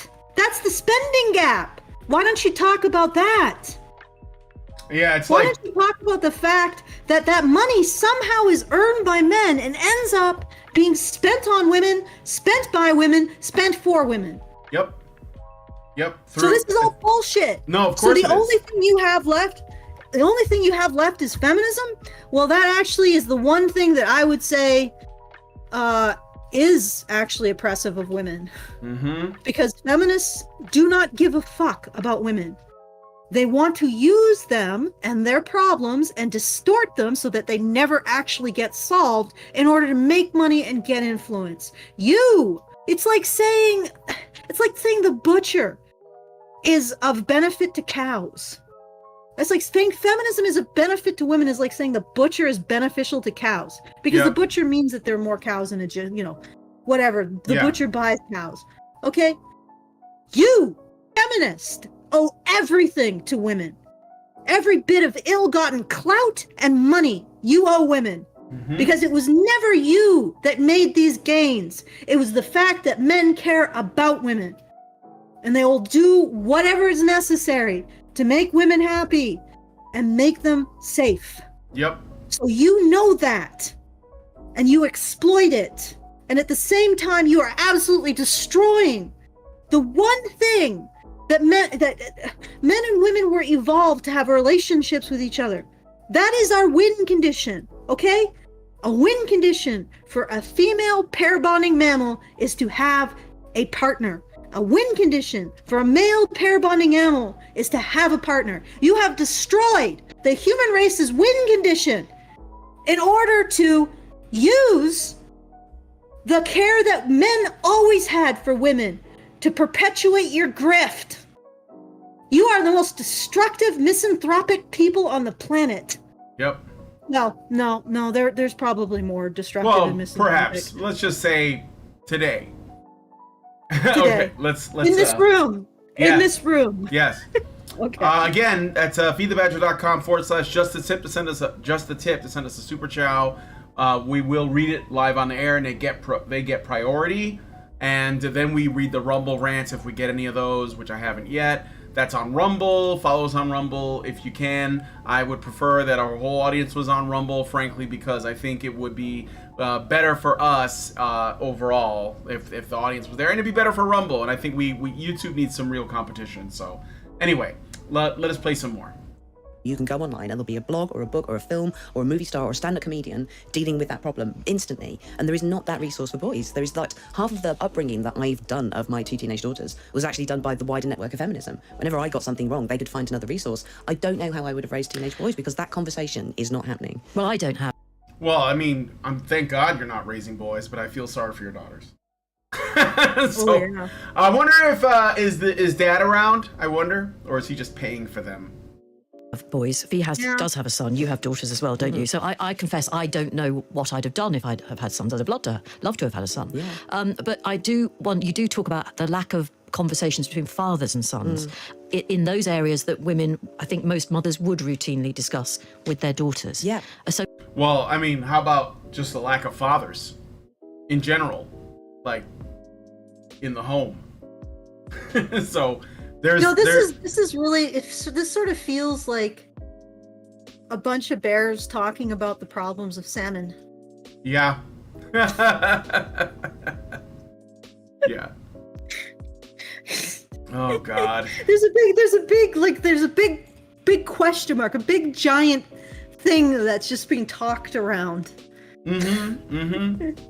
Oh, what about fathers and sons having a conversation? Well, you care about it now. Yeah, right. But you don't care about the fact that women can unilaterally remove the father from the child's life. Yep. Okay, all right. You know, like I said, Mr. or Mrs. Grizzly just is really concerned about the ability for Mr. Salmon to be able to talk to his son. Okay, yeah, I'm buying it. Anyway, let's keep going. All right. So, but how can you as a woman get into that space and start those conversations happening? Well, that's what I've tried to do in the book, basically. Like what I observed that, I think I managed to do in How to Be a Woman is invent a different tone in which you could talk about being a woman. One that was more playful, more warm, that was accessible. At the point where I wrote How to Be a Woman, there was obviously feminism existed and was amazing, but it had become very academic and dry and generally non-accessible to someone like my sister who works on council estate and thought Barack Obama was called Barry Obama. And yeah. What? Am I just pausing for the banana and then keep going? I mean, she's just going on about how feminism was amazing and she wrote a book. What? Just the mendacity of it. Like, does she literally think that feminism invented men caring about women in the 1970s? I'm sure she did. I'm sure she does. Yeah. No, but really, she's gonna. If I said that to her, but they still haven't done enough work. You think that feminism invented men caring about women in the 1970s? Do you think that feminism did that? Because she keeps talking about how feminism is a benefit to women. Bullshit. Bullshit. Men have always cared about women. Women have always been prioritized for protection and provision. You didn't change that. You didn't make that instinct. You exploited it. And now women are, 45% of them in 2030 are going to be single? You know, like you've completely destroyed the win condition for a pure pair bonding female mammal in our society. Completely annihilated it. Well, I mean, I'm sure that Tinder helped. Yeah. But whatever. Okay. All right. Let's keep going. And asked how he was doing in 2012. So you want to make it should be a popular culture phenomenon. If you're making the offer of, I can make your life better, you need to be able to get hold of it wherever you are. So in the book, that's what I'm trying to do. I'm trying to show templates for conversations and tones that would allow, for instance... You know what I've seen feminism do? What? Just completely end the conversations between men and women. Yeah? Like, if you want to never really understand your husband or your boyfriend, be a feminist. Femsplain to him what he experiences, because you convinced yourself that you have some kind of epistemological privilege over his own life that he doesn't even have. Yep. Impoverished relationships. That's what it does. Yeah. Language-wise here, but for young girls, having pride in your vagina, for instance. If you go on Etsy, there's all this merchandise about being proud of your body, proud of who you are, the body positivity movement, big girls with their rolls and their stretch marks posting pictures, and all their friends going, yes, queen, you're on fire, this is amazing. The idea of there being merchandise for boys to be proud of their bodies or proud of their genitals, a fat boy posting a picture of himself in his swim trunks, posting a picture, his friends would not be greeting that with, yes, you look amazing, body positivity. No, they wouldn't. Yeah, but that's not something to be proud of, because you didn't earn it. Boys don't... I don't know how women work, okay? But boys and men, they don't take pride in shit that just happened. They take pride in things that they've done. Like, oh, look at this thing I invented. Oh, look at this problem I solved. Oh, look at this race I won. This game that I scored points on. This piece of this thing I built with my hands. Right? They made the wheel with metal and brawn. Yeah. It's science. No, because what they're taking pride in is overcoming victimhood. But they always need a villain in order to be. No, I know. Yeah, they're centering on it. They always need a villain. Yeah. They always need a villain in order to overcome their victimhood, which is the real evil rub of all of this. Yeah, I the know. And the reason body why- positivity movement is actually going to do a lot of harm to women if they embrace it. I'm glad. I know that some men are starting to do it, but I think like all of this is a bad idea. Like if you want to be, first of all, pride is a sin, but setting that aside, if you want to be proud of something, be proud of something that you have done, and something that you have achieved, something you earned, not just like something that you are, because you're already that. It's like being, I don't know, how about being proud of being white? Is that, oh, we can't do that. Oh, that's bad. See what I mean? Like, I mean, and it should be bad because it doesn't. It has to have a villain. It doesn't Like, serve anything except except your framework- victimhood, I guess. Okay, this framework is very feminine. It's that you take pride in having endured, which, you know, Yeah. in some cases you look at some of the fairy tales about princesses that is what they do. They endure hardship until a moment where they can seize the day and improve their lives. So that kind of endurance is, I guess you could consider it a female virtue. So what they're celebrating is the apparent endurance of victimhood. However, the negative side of that is the endurance of victimhood requires a villain. And it promotes the idea of scapegoating. So you're going to scapegoat a group of people as inflicting this damage or this oppression on others in order to feel virtuous and feel good about having endured it. Yeah. Well, and then you basically lock down the conversation, so we can't discuss whether or not your chosen victim or scapegoat, is accurate. But that's essentially what she's doing. She's expressing this kind of pride in endurance, which is a feminine virtue in some ways, but again, it has that negative that has to be the oppressor. And apparently the evil stepmom isn't acceptable anymore as the oppressor. Yeah. Okay. All right, I got a super chat from Michael Fox. Michael J. Fox? Just Michael Fox. $5 in New Zealand money. I don't know what New Zealand dollars, like what they are, but thank you, Michael Fox. And he says, or she, I don't know, I just came here after watching an IG short where a male feminist femsplained the pain of a man trying to say why dating is hard. Infuriating. Well, just remember, they always project, so he's probably having a hard time in the dating market, like most men. So, anyway, let's keep going. Now, but throughout history, men's physique has been celebrated in art and in all sorts of other ways, and most of us didn't know we had a vulva until relatively recently. I know, until I heard it on Newsnight a couple of years I think ago. it was Woman's Hour, actually. But also, I think they're on the Oh my god. You know those sculptures? She's talking about like what, Greek and Roman sculptures of men and women, by the way. There were also women. Not a lot of guys look like that. Maybe you don't see normal men. You only see the men who look like that, and maybe that's why. But yeah, that's sort of ideal. And you know, they celebrated the male form like in ancient Greece. I wouldn't say that they do that these days. Anyway. back foot there, actually, and it's a really important point to make that if Oh, I'm sorry, Allison. What were you saying? I just said this is a bunch of delusional cow shit. Yeah, it is. It's bad. a young man does try and do that, they fear ridicule, largely from girls, actually not from their fellow men. Oh. And That's true. And I mean, this is kind of finally. amazing. But, yeah, I know. Somebody said something true. I guess they felt comfortable and be like, well, actually, girls are the ones that shame men for their looks. Yeah, no shit. Men generally, I mean, honestly, like, if men do it, and they're not just bullying, then it's usually because those men need a reality check and other men are willing to give it to them. Like, dude, you need to do something about your weight. Because they care about them. It's not just because, it's not aesthetically pleasing to me. No, it's because you might die of a heart attack if you don't do something.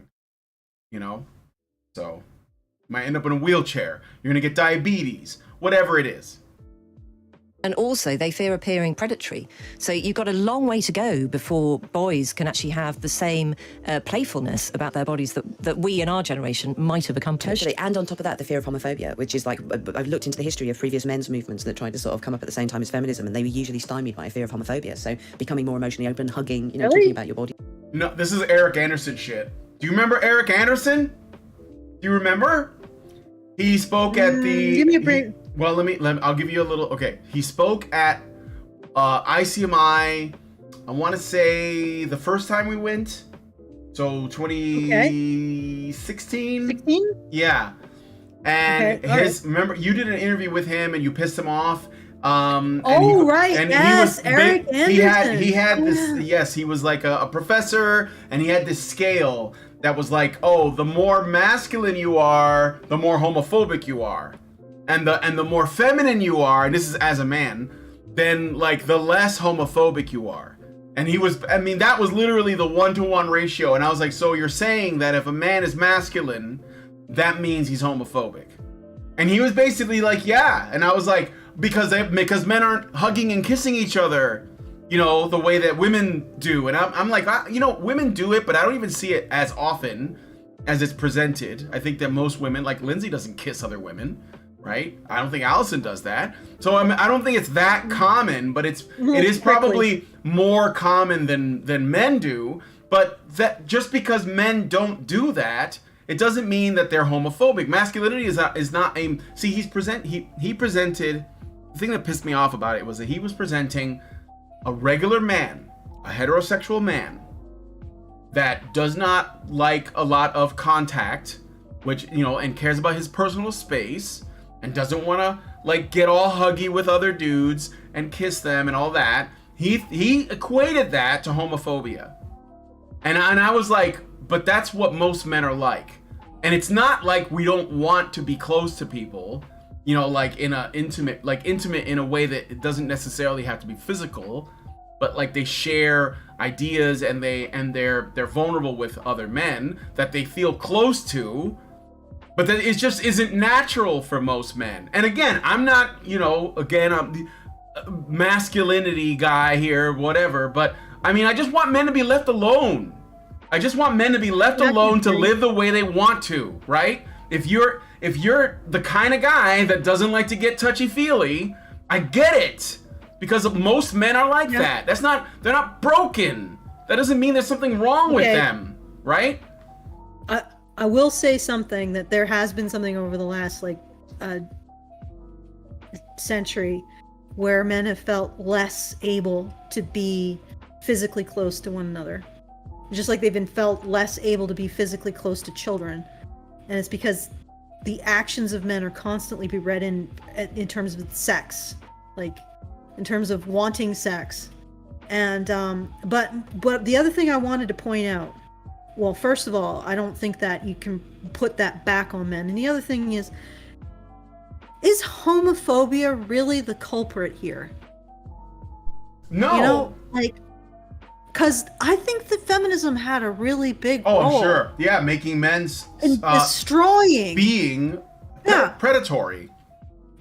Well, no, not just that, but in destroying male spaces, destroying male clubs, destroying the old boys network or whatever they want to call it, and also destroying the men's issues movement. Like, I don't think it was homophobia that got Warren Farrell shut down in the I think it was U of T, Toronto. Remember that? The shouting. Oh, yeah. This is what men's rights looks like. That was feminists. Mm-hmm. Okay? Like, that was and the first international conference on men's issues, who shut that down? Feminists. And it wasn't homophobia. Like, this is now she's completely rewriting history. Okay, Yep. maybe I don't know. Men's issues advocates had their first conference ever, because there was a conference before the international conference on men's issues.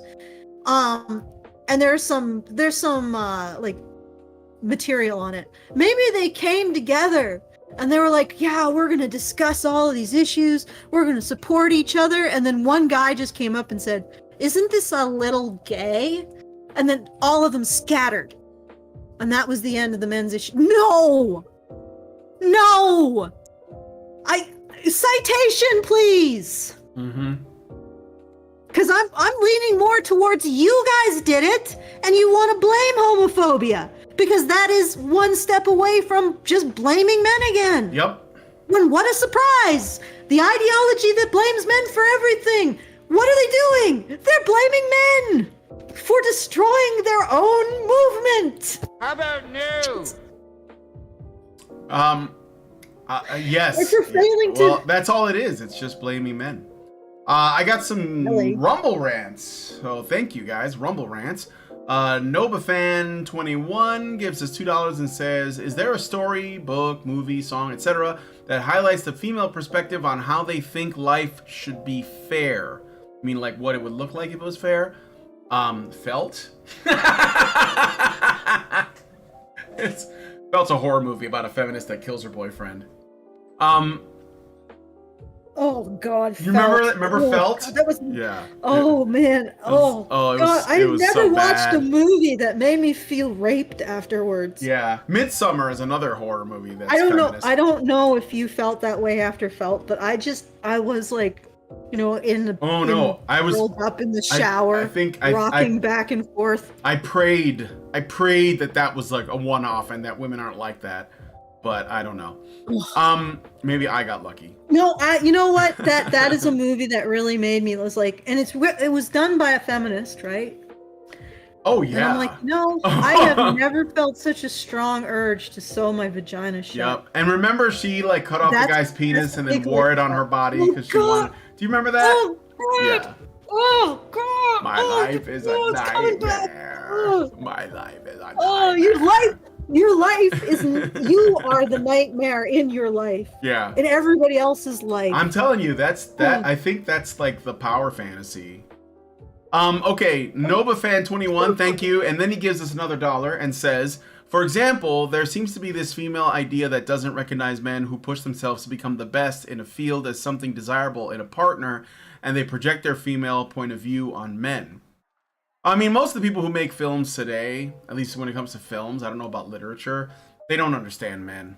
I mean, like, they mostly don't understand the male perspective. So, most of it. There are some good examples, but most of it. All right. So the chat on Rumble, thank you guys so much. Shout out to the Rumble gang, the best gang. Where's the And- super chow love? I don't Where's know. the I haven't, super I haven't chow? gotten any super chows. I Feed mean, I got two. thebadger.com I got two. just- But Just the tip. yeah. Okay, feedthebadger.com/just the tip, guys. Just Put the a few tip. through there. Yeah, do it. You gotta Do it. have opinions on this crap. There Yeah. has to be some opinions. I know that person who is having difficulty with the super chats. Go to feedthebadger.com/just the tip and put your thing through there. Ooh, that was badly phrased. You put your things through there. Do Put your it. All right. Alright. All right, let's keep going. And stuff would just be disrupted by people just going, well, that's quite gay. Like, kind of like, are you coming on to me? Which is why it's interesting that No, this it younger was generation. not. You know when men call each other What? gay, they're joking. Do you know that most of the time? That's all it is. That's unfucking believable. I call my friends gay all the time. There are absolute tragedies. Like, for example, a help group, a peer help support group for male victims of sexual violence, shut down by women, are feminists, or can't even operate openly because the feminists will shut them. And I have heard testimony from men who've been dealing with this crap. Mm-hmm. This is nothing to. Homophobia is a minor issue compared to the absolutely. fact that you are possessively jealous Right. of the narrative around victimhood. And if you cannot allow men to be victims of things, you're not going to be able to do anything for when men are victims. We just did Loud Like, and this- Proud for a whole month, and I think it's going to extend throughout the whole summer, but homophobia is a big problem, guys. Like, all of the major corporations are right behind it, but yeah. Big problem.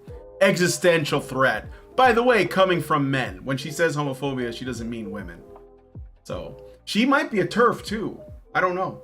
Okay, and again, so far she's been blaming men for their own problems. Mm-hmm. All right.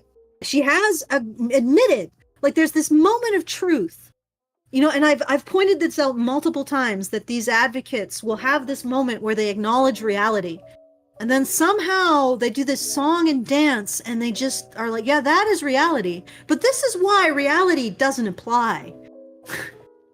And so she has already acknowledged that the big thing that men and boys are facing is nothing positive is ever said about them. Nothing is positive is recognized about them.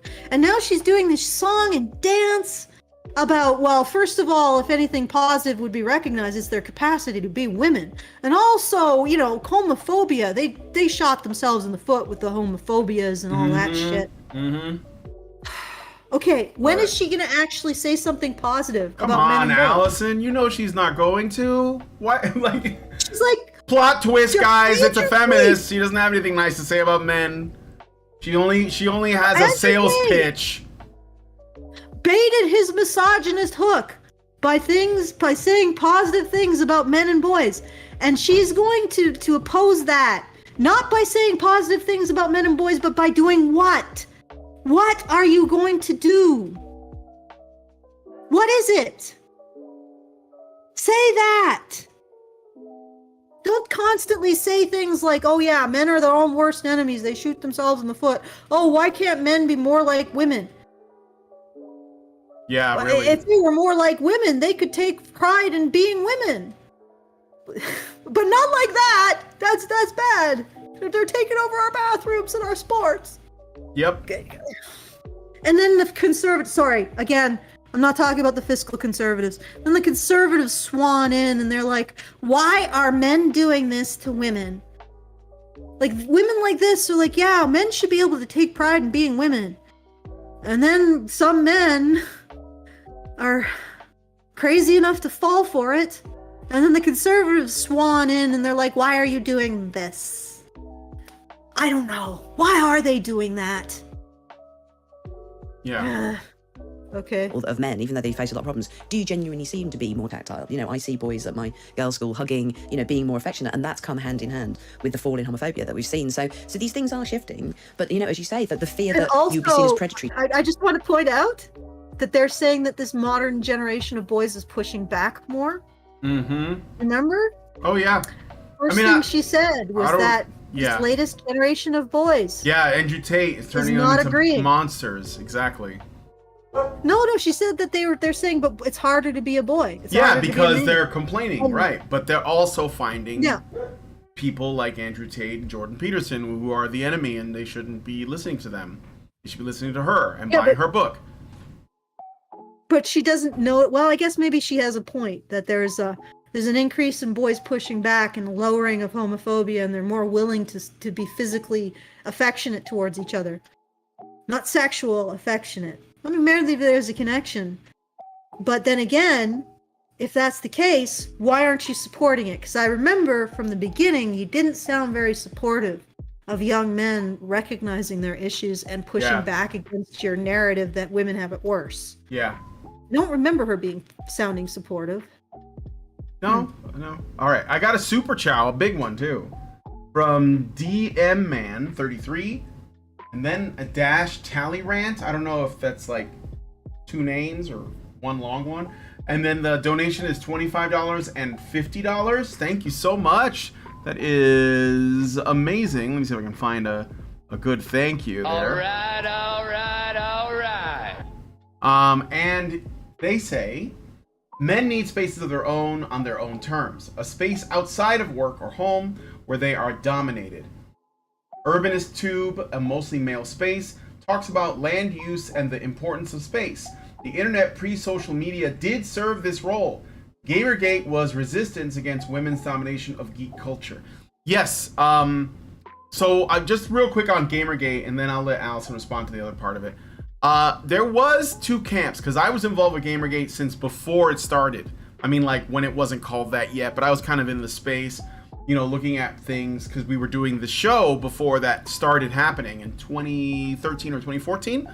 And there were two camps. There was the all we want to do is, you know, get like ethics in game journalism, and they were they seemed to be the louder camp, but it might have been the bigger one. And then there was the camp I was in, which is basically, look, that's not going to solve the problem. This is an ideological problem. It's going to be everywhere if it isn't already everywhere, and we have to nip it in the bud. The problem is not that journalists are being, you know, shady and they're getting free stuff. It's what they believe, and it's not the thing that we love.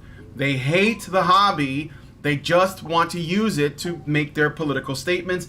That's the real problem. So I don't know what your thoughts are on Gamergate, person who donated, DM man, but that's what it was. It's two camps.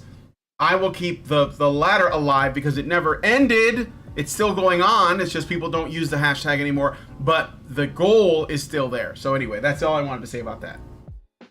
Long live Vivian James. Okay, this is what I'll say.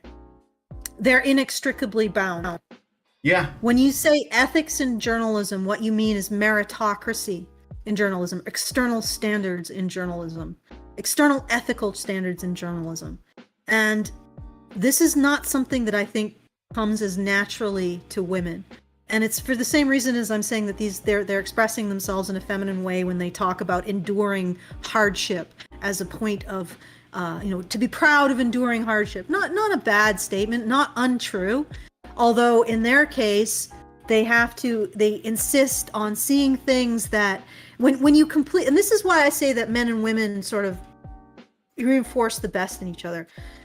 What you're seeing here when she talks about enduring hardship. So let's just talk about a fat woman, right? She's saying we should celebrate that because she's endured fat phobia. She's been brave in enduring it. And a man would say, but she has failed a meritocratic standard of discipline. Yep. And she's wearing that failure. And the fact is that people who fail a meritocratic standard have to be not necessarily punished, but they have to be afforded the consequences of their actions, which in her case is to be seen as less attractive. Okay? Yeah. And that's the way a man would look at it. And she would consider that to be more oppression. So that's why men are cast as the oppressors, because they're always looking at things, okay, well, what have people earned?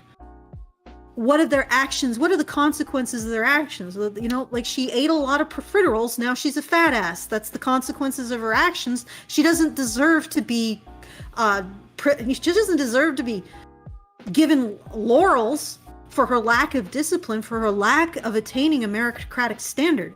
And women look at that and say, oh my God, that's so callous. That's awful. Don't you see how what we should really focus on is the fact that we don't see her as beautiful because we have these standards that are unfair. But those standards are meritocratic, which is it's an expression of how men view themselves in the world. Of competency. Okay? Yeah. So when competency and competency, and I think merit is more about whether or not you gain or lose. So competency, it is an inclusion of the whole thing. Ethics in journalism is about holding journalists to a meritocratic standard of competence and a standard of ethics. And that is inherently a masculine virtue. This is something I will go on this thing. I will go down with this boat. This is something men do. And you can't simultaneously point at it and say, well, men are callous for saying to the fat woman, well, you got what you deserve. Yeah. You failed along the meritocratic standard. You're going to say that without acknowledging that they're much more likely to see the world in terms of merit, in terms of what people win, what they win for themselves, what they earn for themselves, and what they lose for themselves. Martin Luther King, content of your character. That's a meritocratic standard. That's a masculine standard.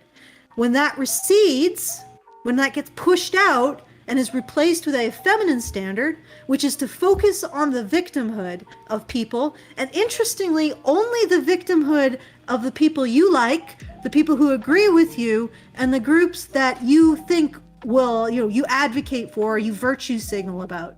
Certainly not the victimhood of the men who are now being pushed out of the things that they created, which is victimhood. I mean, if you can no longer do something you love, you are by definition a victim of someone else ostracizing you out of that. But they don't recognize that, because regardless of how much they pride themselves on their compassion, it isn't really that compassionate. It isn't. Because especially when you use arbitrary standards to decide who you care about, right? Yep. But what I'm ultimately trying to get at is this. The withdrawal of meritocratic standards is the withdrawal of masculinity. It's the condemnation of masculinity. It's the removal of masculinity. And it's one of the first steps in these kind of people who want to rule through authoritarianism that is justified by their supposed advocacy of the vulnerable. That's the first thing that they get rid of, because it's their biggest impediment. Actually, it's the second thing. The first thing they get rid of is any recognition that the people or the men that they're about to push out have any vulnerability or victimhood. That's the first thing. That's why the men's rights activists, the men's issues advocates were the first to go. Because you got to get rid of that in order to create the narrative that women are victims of geek and gamer culture. They're victims of men. Then that gets your foot in the door, and then you get rid of all of the virtues. Because once women are seen as victims of men, men no longer can speak. They can no longer establish the things that they think are important, like meritocratic standards and ethics. They're out the door.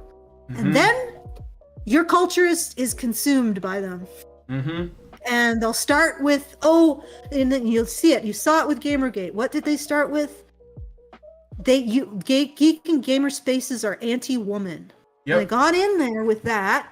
And the reason why they got in there with that is because most men will submit to that narrative instantly. Yep. They will say, you're right.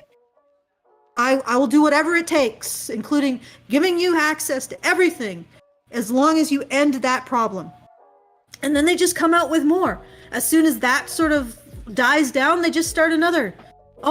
Geek and gamer spaces don't like black people. Geek and gamer spaces don't like gay people. Geek and gamer spaces don't like furry people. You know, just on and on and on and on. Yep. And they'll just keep it going. Yep. But it starts with that narrative. And that narrative invariably starts by suppressing, ignoring, and denying the vulnerabilities that men face. Yep. Ironically, that's the shield. You're breaking up for some reason, a little bit. I said, ironically, that's the shield. Yeah, that's the shield. Oh, absolutely. It's the shield and the sword. Okay, so I did get a really big super chow and then a much smaller one. Well, still a big one, but much smaller than the previous one. But I want to play a little bit more of the video first. And then we'll respond to it, and then I'll read the super chow, because it's a big, long one. And I think it's a quote from C.S. Lewis, which is a good choice on that. And even though the person who sent it through is anonymous, I'm looking in all the chats, and someone named Betty Adams in the Rumble chat mentioned C.S. Lewis. So I think you're the one that sent the super chat. Let me know if it is you indeed. All right, but anyway, let's play a little bit more of the video, and then I'll read those super chats. Thank you so much for the donations, by the way. Talking about your body, I think that's a massive problem, because if you're making a boy who's 15 feel that just by being who he is and having a body and want to talk about it is threatening, that's a thing that politics can't fix.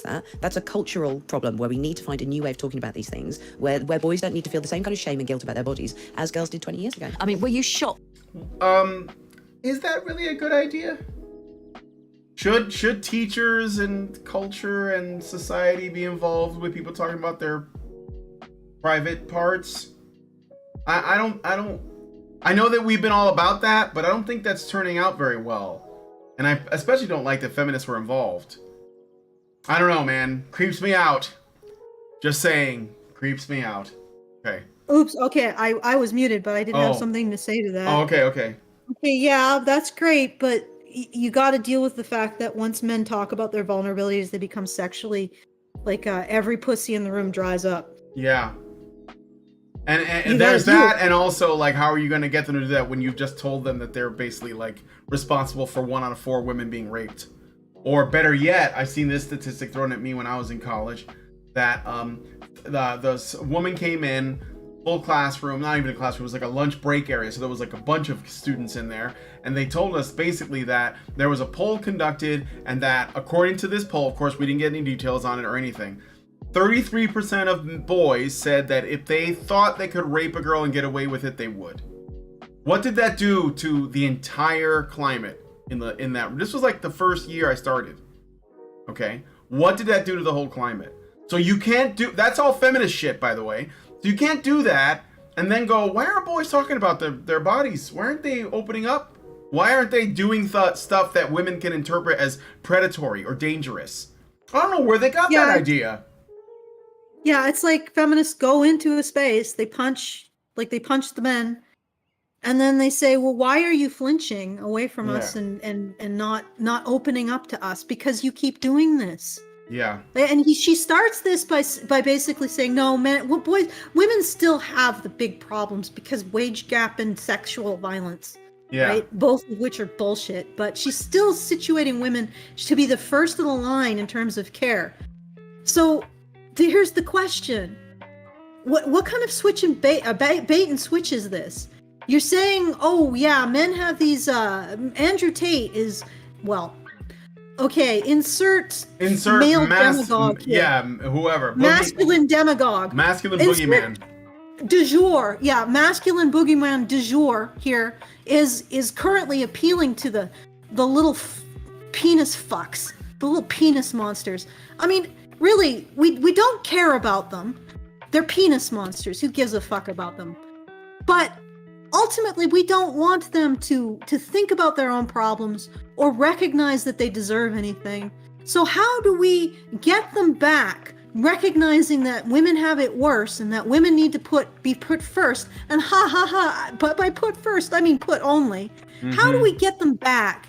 Let's bait and switch them by saying, oh yeah, we care. Except you got to realize that you still need to be put last. Yeah, we care. I mean, we're never going to actually do anything about it because the instant after we say we care, we got to blame you for it. I mean, this is a bait and switch. Yep.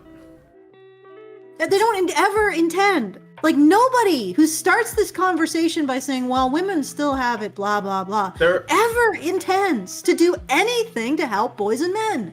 Yeah, they're like Neo Matrix dodging their own logic. In an enclosed space, like where there's no men there or no advocate for men that's actually there. That's like, hey, you guys are full of shit. Like they're literally all mostly in agreement, and they're still having to dodge their own logic bullets. You know, they're really more like agents actually than because they're part of the system. But yeah, it's like that is actually really funny. It's like how do we discuss the obvious fact that men and boys are falling behind women and girls because we designed it that way and we advocated for that and we convinced everybody with power that they could do it without any kind of negative repercussions because men were unfairly advantaged over women. So we've constructed this entire edifice of how the world is promoting the future as female. But it seems that boys are not doing too hot. I mean, it can't be because our initial bullshit was wrong, our initial ideological approach to all of this was wrong, and maybe men weren't privileged. That can't be. It must be something else that the patriarchy is doing. It's impossible. Destroyed it. Yeah. It's impossible. Dodge. Okay, yeah. When you're ready, you won't have to. Okay, so now I'm gonna read the super chats and super chow. So first I'll start with the super chow. Let me just check Rumble here. Okay, so nothing there. All right, so this is a big one. I apologize, but I gotta read it because they sent it through. So Anonymous sends us $5 and says, C.S. Lewis, The Four Loves. On the women responsible for destroying male friendship, the presence of such women, thousands strong, helps to account for the modern disparagement of friendship. They are often completely victorious. They banish male companionship and therefore male friendship from whole neighborhoods. In the only world they know, an endless prattling jolly replaces the intercourse of minds. All the men they meet talk like women while women are present. This victory over friendship is often unconscious. There is, however, a more militant type of woman who plans it. I have heard one say, quote, never let two men sit together or they'll get talking about some subject and then there'll be no fun, end quote. Her point could not have been more accurately made. Talk, by all means, the more the better.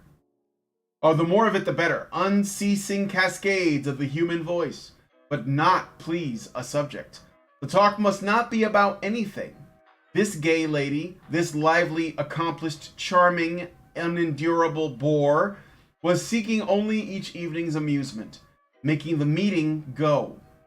But the conscious war against friendship may be fought on a deeper level. There are women who regarded 89 the Four Loves with hatred, envy, and fear as the enemy of eros, and perhaps even more of affection. A woman of that sort has 100 arts to break up her husband's friendships. She will quarrel with his friends herself, or better still, with their wives. She will sneer, obstruct, and lie. She does not realize that the husband whom she succeeds in isolating from his own kind will not be very well worth having. She has emasculated him. She will grow to be ashamed of him herself. And this is why feminists hate C.S. Lewis? Yeah. They really dropped home truths. Like, if you read a lot of books from before this claptrap really started, you can see that men knew what was up. Yeah. And then they forgot somehow.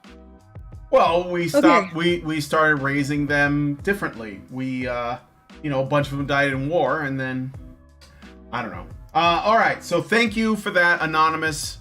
I feel like that's Betty Adams. Yes, C.S. Lewis is pretty based. Yeah, I haven't heard that, but I've watched. I have some audiobooks that I've listened to. So, Plain Dane gives us $5 and says, feminists are masters at infecting movements, communities, and any form of momentum in groups a group makes. BLM, the KKK, GLBT, gaming, academia, comics, political parties, animated and live action entertainment, etc. And if they can't infect it, they'll demonize and throttle it to death, or at least try. It's like cancer. I fear that it's terminal and nothing can be done. Go MGTOW. Thank you, Plain Dane. Appreciate that. And I got one more from Michael Fox, who sends us $5 in New Zealand money. Says, sending $5 to learn y'all badgers once and for all that New Zealand uses dollars. Love ya. P.S. Australia uses dollars too. Yeah, but if it doesn't have George Washington on it, it's not a dollar. It's something else. You guys have like boomerang money, or well, actually the folks in Australia, they have diggery-doos and kangaroo pouches. That's their money. And you guys have hobbit holes, which is totally cool as far as I'm concerned. So, anyway, thanks guys so much for that. I'm just joking. Let's do a little more. I mean, we can stop at 9 if you want. This doesn't get it. There is no revelation, but it might be okay to hear more drivel. Yeah, there's no. The revelation came at the beginning when they had a moment. Like, she had a moment of. There was 2 moments of truth telling. One. The reason why Andrew Tate is popular is because he tells boys and men that they have value. Yeah. Which, incidentally, like, why aren't we that popular? I know it's because I'm not much of a media personality. I'm sorry, guys. I'm a writer. I don't know if you've ever seen that meme about writers versus readers. Like, they have that not Soy Jack, but that character. What is he called? Like the depressed looking character. You know, in the I don't know what you're talking about. Oh, for fuck's sake. Just give me... You know what? Let's just play more. All right, we'll just play some more. I'm sorry. I just don't follow. By the impact you realised porn was having on young boys who probably never held a girl's hand. Yes. But have, let's face it, seen all kinds of images, since they were about 10. Yeah, no, well, that was so one of the chapters which seems to be getting the biggest response is a boy called Sam, and who I've known since he was 3, and I talk about him in How to Be a Woman, which was published in 2011, where I was talking in that book about pornography, but its effect on women, and going, this is very much the male gaze, my understanding. Oh, God. So if it's damaging men, let's say, I know, for any of you coomers in the audience, if that's the case, then you can't make the argument that it was exclusively harming women. But I guess because you don't want to sound like a Puritan, you're trying to figure out how can I condemn this thing I don't like without sounding like a Puritan. And the only way I can do that is to make it feminist, which is, by the way, Puritanism in its most raw form, unchecked. understanding of female sexuality is it tends to be much more psychedelic, much weirder, much gentler, kind of, more of the mind. And I hope that by the time the girls and boys that I know, including Sam, are of an age to start looking at pornography, there will be something more wholesome and brilliant and tender out there for them. And the boy there Sam, isn't, is there? well, the boy Sam now is 22, and as he says in this chapter, by the time you wrote and published that, I was reading that where you mentioned me, and I was laughing because I'd already seen hardcore porn. So he's No shit. You know how easy it is to find? I mean, like, whatever. The male gaze is yes, it is an evil concept. It's What's the cheesy hardcore porn is? Dude, I don't know. She probably watches it. She's got Coomer hair, as far as I'm concerned. So, she probably doesn't watch whatever she's calling the psychedelic, gentle, feminine porn. It's all porn, guys. Yeah, I can just give you a line. Okay, I sent you the image, right? Okay. I found it. I found the damn image. You can see it, right? Yeah, I see it. Oh, I see. Yeah. Yes. That comic thing. Yeah, Yeah. Yes, there you go. That thing. So what I was going to say is, I'm a writer, so I'm one of the lower half there.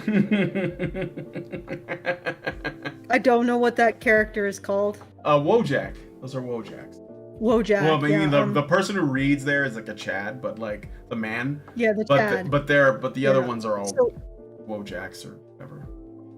Yeah, but the woman is a put together Wojak. Right? She is. She looks like. She is. Well, soy jacks are the bad ones, but I think Wojak is just general for the face. But I don't know. My internet lingo isn't.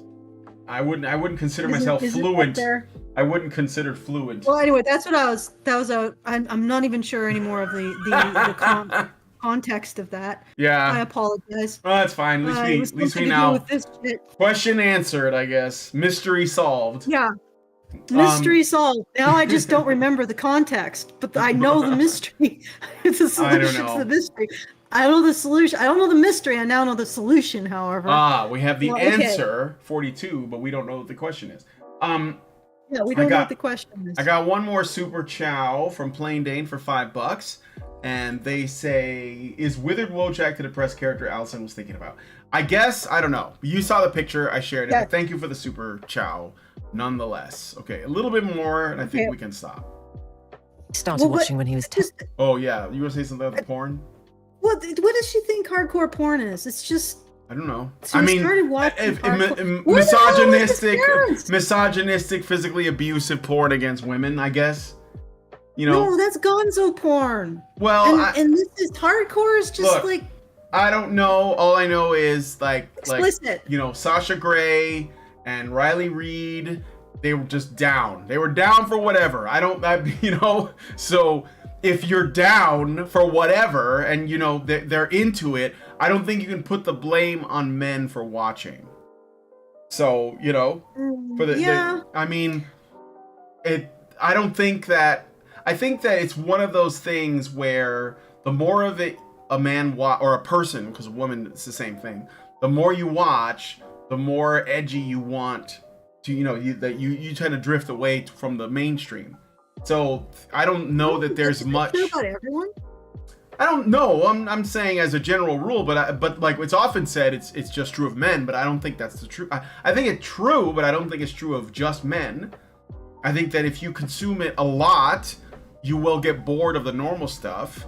I mean, you can just look at the way that it's evolved. Like I remember the porn from like the 70s, and in the 70s it was like there were like 4 positions, and it didn't go like super long. It wasn't like there wasn't a lot of BDSM or hardcore like violent porn or anything like that. It was most of it was very vanilla at the time. You occasionally get an orgy or something. And as time went on, things got more and more like basically the budgets got bigger and the stunts got more expensive, and they started using costumes and CGI and everything else. I mean, it's just a natural evolution of anything. But my point is that when she says hardcore, I mean, I don't know what you mean, because again, like a lot of it could be interpreted that way. She's just saying that, you know what I mean? So, Well, Yeah, what I understood hardcore to mean is explicit penetration. Well, I suppose, yeah. Softcore is like, cheesecake. yeah, that's like the stuff that was like on the Playboy channel or something. Like, Yeah, just naked women. Yeah, I'm like, And then well, they're hardcore like, is actual penetration. yeah. Well, see, that's just to me, that's just porn. But this 10-year-old boy is watching hardcore porn. Where the hell are his parents? Did he, yeah, but well, I don't know. I mean, sometimes your parents just aren't that involved, and you have a friend, and his uncle came over, brought some tapes. I mean, that's my experience. You know, I discovered it when I was about 11. Yeah, I mean, I hope your uncle wasn't showing you. No, tapes. it wasn't my uncle. It was a friend's uncle that I would hang out with, and he found his stash. You know, and the uncle was staying there temporarily, and we watched it. But at the time, I you know, it was just like something. I laughed. I was too young to like be stimulated. You know what I mean? So, but the point is, it was hardcore. Like even back then, in like the fucking 80s. So, yeah. Anyway. All right, let's finish. Language. All right, let's play a little more. 10. Yeah, I think 8, 9, 10. Yeah, I can't quite work out the timeline. But yeah, he was because the sad thing about your children, you know, we all like to think that we'll give the talk about pornography to our kids and that we're well informed, and we think maybe sort of around about the time they go to secondary school. It's probably earlier than we'd like to, but that seems sensible. The problem is that your child seeing pornography for the first time is absolutely predicated on basically the naughtiest kid in your school or class, because it's the kid who's there with the phone going, look at this, this is weird, this is freaky, and that's when your child will start seeing pornography. And well, I mean, yeah, but like parents don't have to give their kids phones. I mean, like my brother doesn't allow his daughter to have a phone, you know, until she's an adult. So, like that's a parenting issue. I think it's not. You know, That's what I was saying. Where's the parents? Yeah, where are the parents? Oh, I know. Where are the fathers? Oh, right, you guys did that. And way before we think we're going to talk to them about it. And the terrible truth is that because they are doing exactly that, they are typing words into a search engine, which is so far removed from even normal pornography, because that's the game, isn't it? Have you seen this extraordinary? And we won't make any reference to it here. Yes. So what they're going into as their first view is just insane levels. Basically, yeah, and stuff that would never happen. And I think that in the same way that, like, if you first light up a cigarette at a party as a teenager, there will be one person who'll go, you'll get addicted to that. That's really bad. The first time someone looks at pornography, we don't say the same thing. But the effects are actually more catastrophic than that, because whatever you see in those young febrile years where you're wet clay, that becomes your sexual imagination. So go ahead. I don't know why we're talking about porn. But I don't even know, like, they're spending so much time on porn. Yeah, I know. So much time on porn, and yet porn isn't a causal factor for a boy. And I'm just talking about boys. She thinks it contributes to rape culture, though. Yeah, but let me finish this. Okay. That is not a causal factor. That's not recognized by any of the researchers or scientists into the causal factors of sexual violence in men, like men being sexually violent, right? She's spending so much time on porn. How about, you know, spend a sentence on female sexual abusers? You know, because that's the biggest causal factor, the biggest single causal factor, because the other big causal factor is just being abused and then neglected. Like if you're a boy who is sexually abused and neglected, you have a high degree of going on to abuse other people. Mm-hmm. Okay? If you are, and usually that's kids, because it's more difficult for a very, very young teen to abuse adults. Okay? That is the single largest, like the two causal factors together. But the single largest causal factor on its own is having been abused by a woman. So you would do well, and I want to point this out. If she actually cares about reducing the rate of rape and not controlling people's porn consumption, she would be talking about that, not this.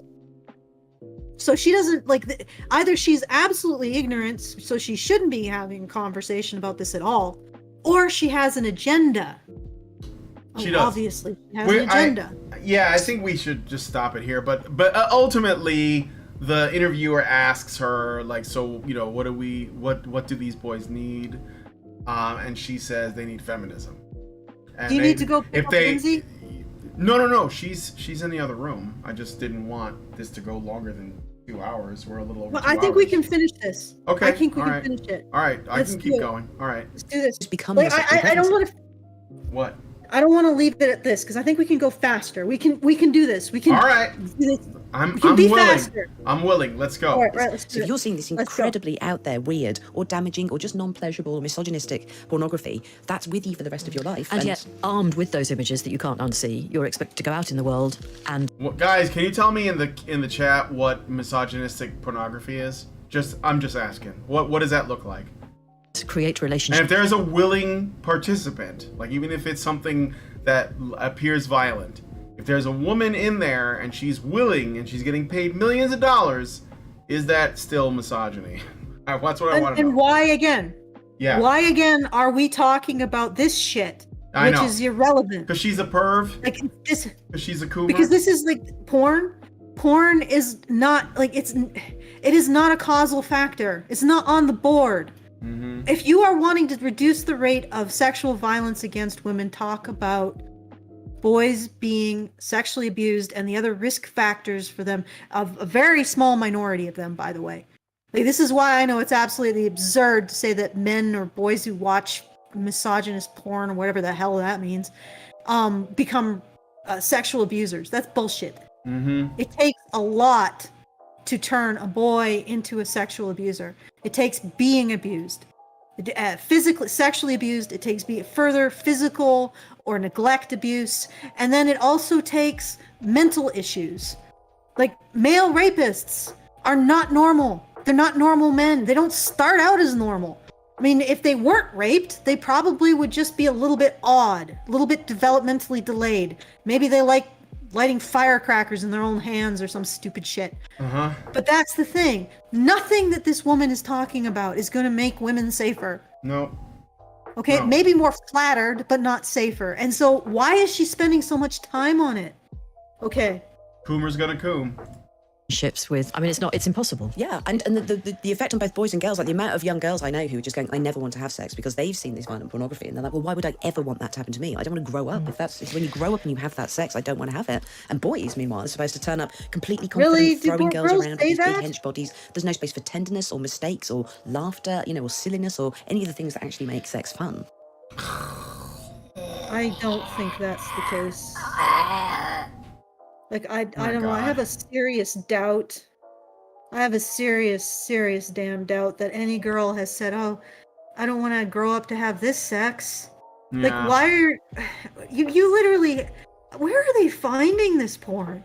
Like, is not 99% of porn just two people awkwardly having sex? Like, or amateur? Yeah, of course. Nobody's gonna go in like fucking Wesley Pipes. Most of it, like, she's talking about, well, why isn't there the giggling? Well, have you, okay, maybe it's just, maybe I'm revealing too much. Maybe it's just my taste, but No, Isn't that she's usual? making a lot of assumptions. But again, like, the really, purpose is isn't to, amateur just body everything? well, I'm, Basically, amateur is just two people who sort of like each other, yeah, screwing but and giggling about it. yeah, but I think getting caught up in the taking these arguments seriously is it's just not the way that people work, even if they are watching porn. I don't think that's how it works. And I am. I don't know. I think You're that just a this- woman with a small brain. With a brain a third the size of us. It's science. Oh God! But I'm curious about her search history now. Like, that she thinks that this violent misogynist porn is the majority of the stiff stuff out there. Which, again, I thought amateur just bodies everyone at this point. Yeah. But I just can't. I'm just in a world where it's all violent misogynist porn. Have you thought about searching for something else? Well, why would I? I don't find it attractive. Coomer's gonna coom.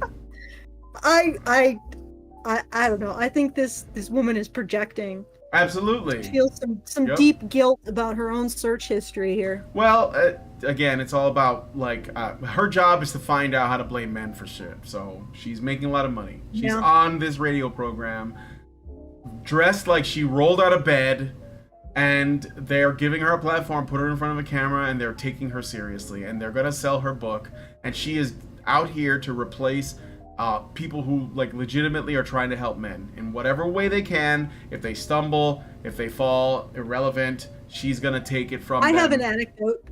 Okay. No, finish your thought. No, that's it. I want it. No, you should just go ahead and do it because we're gonna try to get through the rest of this video. So go ahead. Oh, you know what? Just do some more. I'm sure right. that this is going to be the topic of conversation for the next 5 minutes.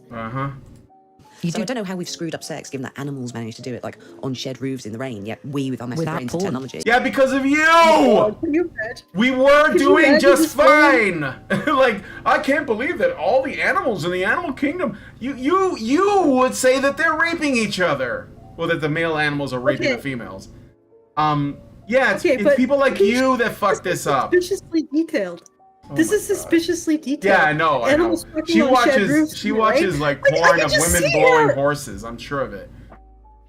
You just see her crouched by a window with binoculars watching the dog next door fuck. Or just hump like my a God. fire They're hydrant just or doing something. it right. Yep. Good lord. Like, could you stop giving us x-rays into your spank bank, lady? Okay, keep going. All right. Seemingly. Yeah. We must go back to Andrew Tate briefly because we can't ignore him because he has a huge audience and he's getting through to those boys. She dropped a deuce and got away with it, eh? Yeah. Nobody's questioning me. I did it. I got away with it. Animals manage to pair bond. Why can't we? I wonder why. Yeah, exactly. All right. Who feel that no one else speaks for them or speaks to them. No, absolutely. And you quote him as saying, he's right here when he says women are the gatekeepers of the sexual marketplace. That is true. And if you are a man who doesn't have a woman, can't get a woman, has been denied a woman, as they might perceive it, it's really tough. Well, yeah, but that's also market forces, and also the reason that women are gatekeepers. Yeah, go ahead. Not denied. Yeah. This is like, I am in the swamps of misogyny, and it's not denied a woman. All right? Nobody thinks that they're going to be assigned a woman by the government. You just want people to be fucking honest. Literally, nobody is advocating for that. Maybe there are some, guys that are really mad and they're just saying something edgy, but I don't think anyone really wants that. No. Not in this country, anyways. But I have seen this exchange. Yeah. No, wait. Okay. I just got to get this out. I have seen this exchange on Twitter. Again, Twitter, I know everybody's groaning. An incel will say something like that. A guy who self-identifies as an incel will say that people think men are worthless unless they attract a woman. And someone will say, only an incel would say that, because if you had any worth, you wouldn't be an incel. And I was like, okay, can we just be honest? You're making his point? Yeah, you're making his point? Like, can't we just be honest? I think that's what the incels are really furious about. Is that nobody is being honest. Just be honest. It's not about entitlement to women's bodies. It's about entitlement to actually having an honest discussion about the situation and an honest recognition. Don't simultaneously say that men who point out that women have standards are entitled. Okay? Don't say that and then say, well, men who don't measure up to those standards are worthless. And then they say, well, we're treated as worthless when we don't measure up to those standards. Well, are you entitled? Like, it's such a circular, vicious bullshit. And if I were in that situation, I would be infuriated too. Because not only are you not in a relationship, you're being lied about why. People are lying to your face about why, and they're engaging in this ridiculous, circuitous logic that's actually rather vile. And just be honest. It's not about entitlement. It's just slightly autistic people wanting the world to be honest. Very wholesome. Okay. All right. Gatekeepers they're not gatekeepers to the sexual world, like it's some kind of resource that's kind of, they're gatekeepers to their own bodies. And the reason that a woman would not want to have sex with a man is because she's scared or she doesn't want to. So the fact that that's not seen as a valid reason. I wonder what makes her scared. Well, you put a non-statement in because she doesn't want to. Nobody doesn't see, like, this is the straw man. Yep. Once again, they're delegitimizing the position and the questions and the concerns by making this straw man, they're entitled, they want to have access to women's bodies. Well, men's consent is also the gatekeeper to men's bodies. We don't have a discussion about that. Like, All right. You know, speaking of that, I was gonna say, okay, so women. It is said that women are the gatekeepers to sex, but men are the gatekeepers to commitment. And I think that men need to actually really gatekeep the shit out of that commitment, because if they do it, I think that women might have to change their behavior, right? So a man should say, "I'm not going to have sex with you unless we're going to be a couple or something," if he likes her. And that way she can't use that against you, and ultimately you can hold some of the cards. And I don't like to turn a relationship into something competitive or like a power struggle, because it's not supposed to be. But men should definitely value their companionship more than they do. I mean, I think it's worth a lot more than a woman's body. And I don't mean, you know what I mean? Like the sexual access. Yeah. Especially because like so many women just give it up because they have been sort of led to believe that will give them some kind of value. But men should be the ones saying, I'm not dating you unless I think that you are a virtuous woman that is worthy of that, because it is an investment. Men spend most of their resources on either women themselves or on the means to attract them. That is basically what men spend their money on. And if they don't spend it on that, they spend something on themselves, then they get shamed for it. They are called failure to launch. They are called losers that live in their mother's basement with their video games or whatever it is. But as long as their resources and their effort and their work is being put towards a woman, whether she is real or potential, that is an investment. And men have to understand that is like what they are doing, and they have to give that value, because feminists aren't going to. They're going to act like you should be lucky to get any woman's attention. And the truth is, right, women are looking for a commitment from a man. It's easy for a woman to give her body up. That's why they say, right, a lock that can be opened by any key is a shitty lock, and a key that can open many locks is a master key. I mean, it's not, I know it sounds like, I don't know, a bit like harsh, but it's true. Like, men's value comes from the thing that they do, their ability to provide, but not everyone deserves that. It has to be people who earn it. You have to ask women to earn that. Speaking of earning things, she hasn't earned this construction. So she's actually silencing this woman in her statement. This woman said women are the gatekeepers of sex, okay? And they're discussing that, all right? And because women are the gatekeepers of sex, women's particular desires are considered to be inviolate. Like, you can't question them. You can question men. So if a man wants a young woman, a pretty woman, a woman who isn't fat, he's all kinds of bad things. But if a woman wants a man who, you know, is taller than average, significantly taller than average, fit, and makes a lot of money, we can't question that. They have every right to that. That's what I think this woman is getting at. And this other woman, Caitlin, is completely shutting her down by misrepresenting what she's saying. No one is saying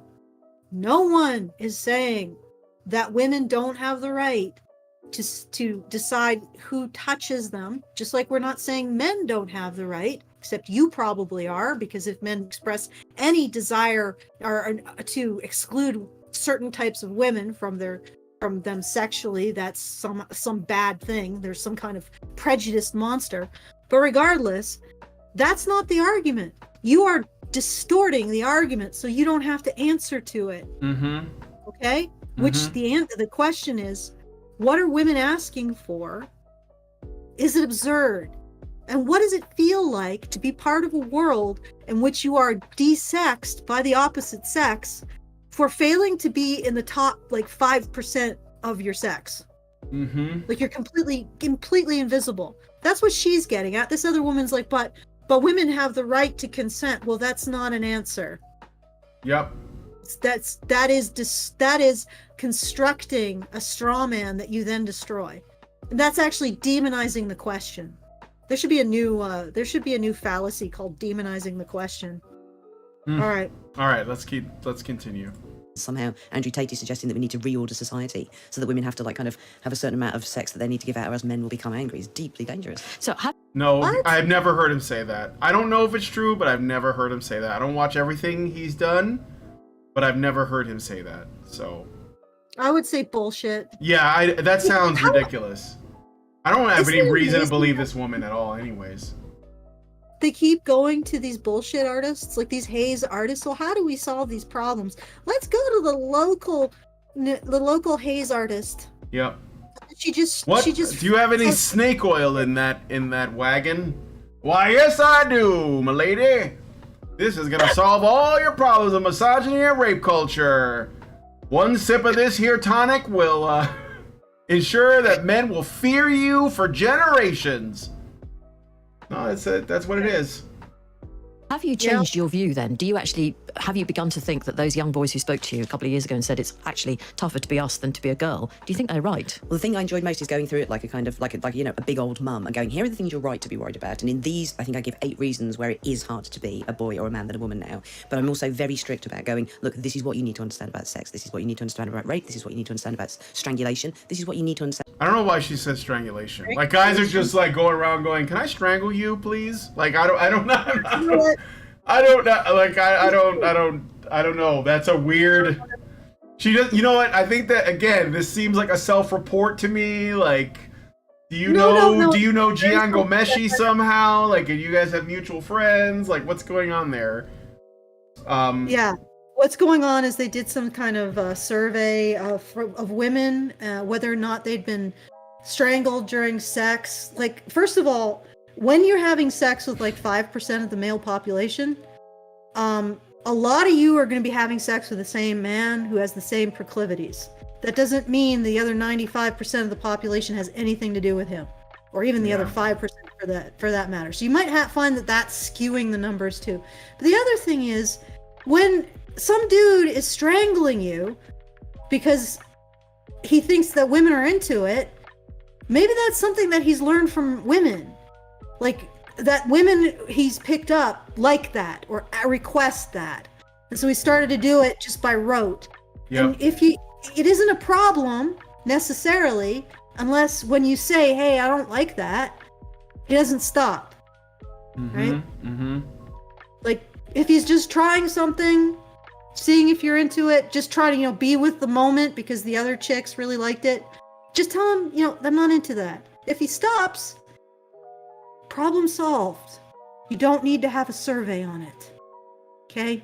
Yeah. It's interesting how many of women's problems would be solved if they simply stopped playing like there's some kind of terrified damsel throughout their entire life and just assert themselves. Yeah. And it's really unlikely that you are going to be raped as a result of that, even if you are fucking the top 5% of the weirdos on freaking Tinder who have sex addiction and just whatever. I don't know, man. I think it's women that ask for that shit. I think they're the ones that like are into that.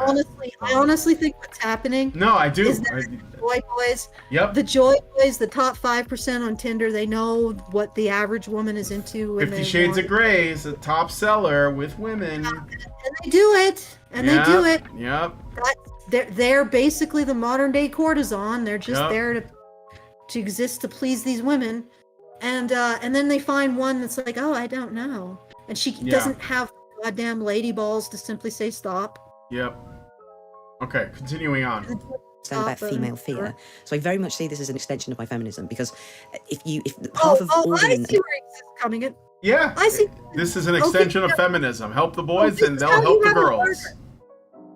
This is how you have it harder, but you gotta understand that women are still afraid. That's why they need to be put first. And we need to make sure that you still exist within a framework in which you recognize that you are penis monsters. First and foremost. Yep. Ugh.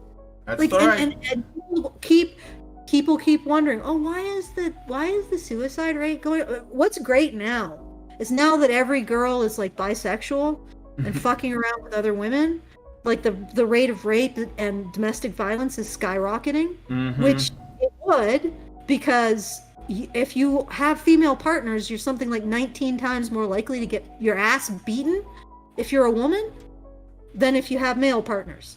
Okay, so it's talking about all this fear. Women should be afraid of men because when they're sexual partners, they're so violent. Okay, well, if women, and this is what we're finding, This is what's happening. This is what's coming true as more girls decide that they want to get in a relationship with a person who doesn't give one flipping fuck about their well-being, and will beat their ass if they piss them off, which is another woman. We're finding that increase in violence and sexual assault.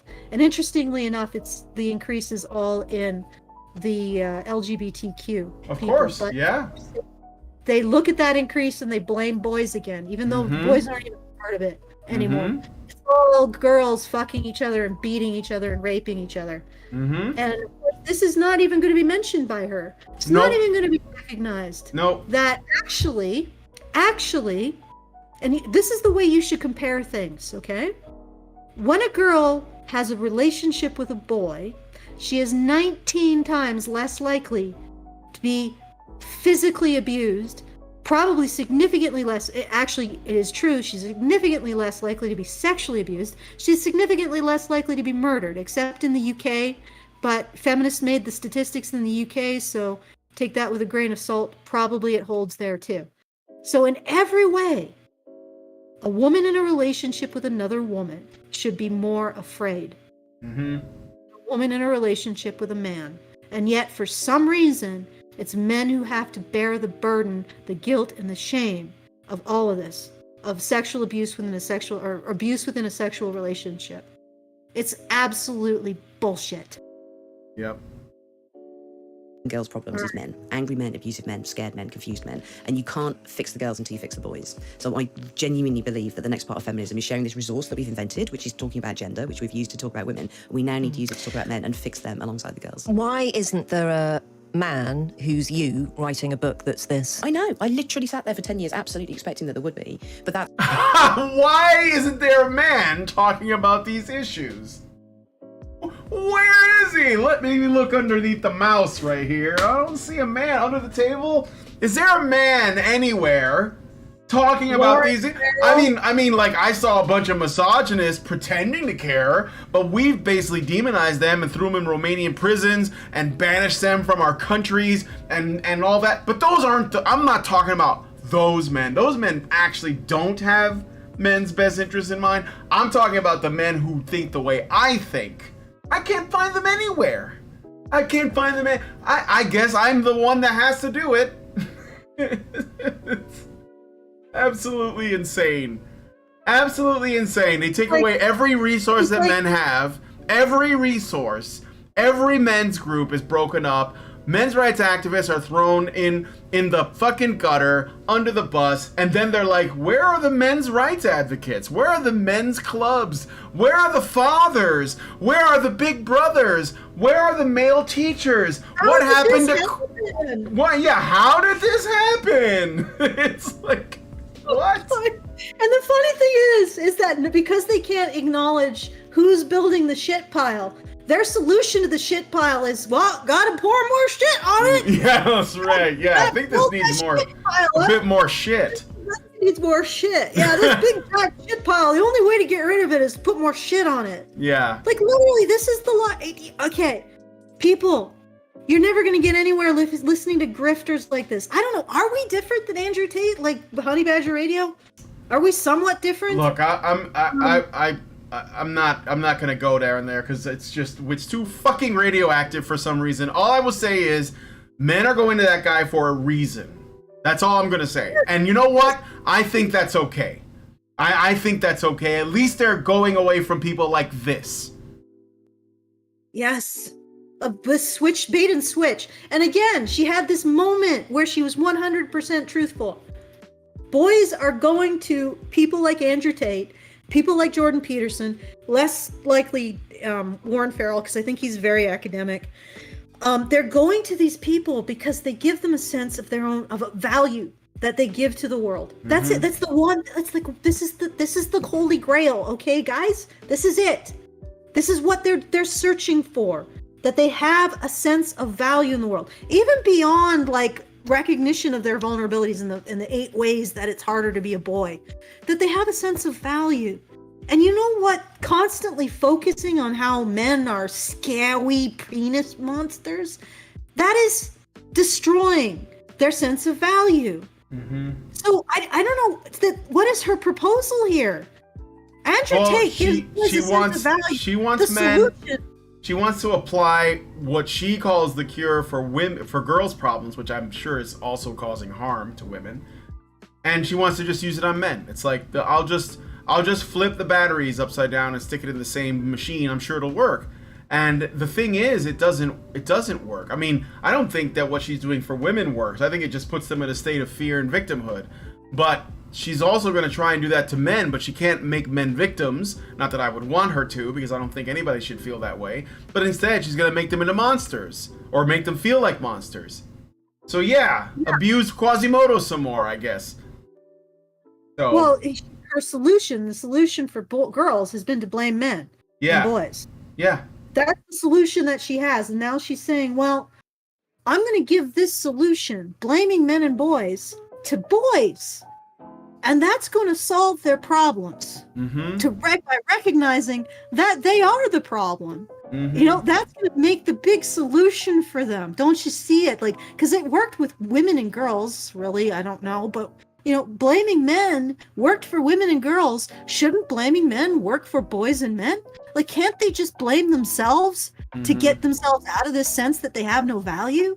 You know, that seems like it will work really well, right? I mean, if men recognize that all they are is a burden, surely that will overcome their feelings of being a burden. Yeah. There's the fucking insanity of this. This is the literal fucking insanity of it's just like brain frying. Yeah. You know what I mean? Yeah. It's just like you have nothing to offer, but it is infuriating, which is the point. So let's. And they also, what's really infuriating is the moments where they're completely freaking honest.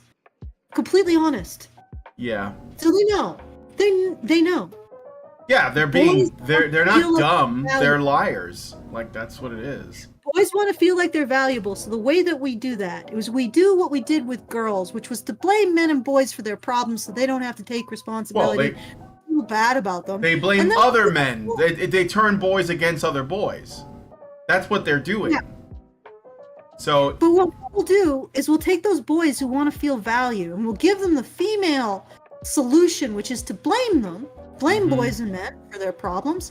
And that'll make boys and men feel like they have value when they recognize that they're their own problem. Yeah.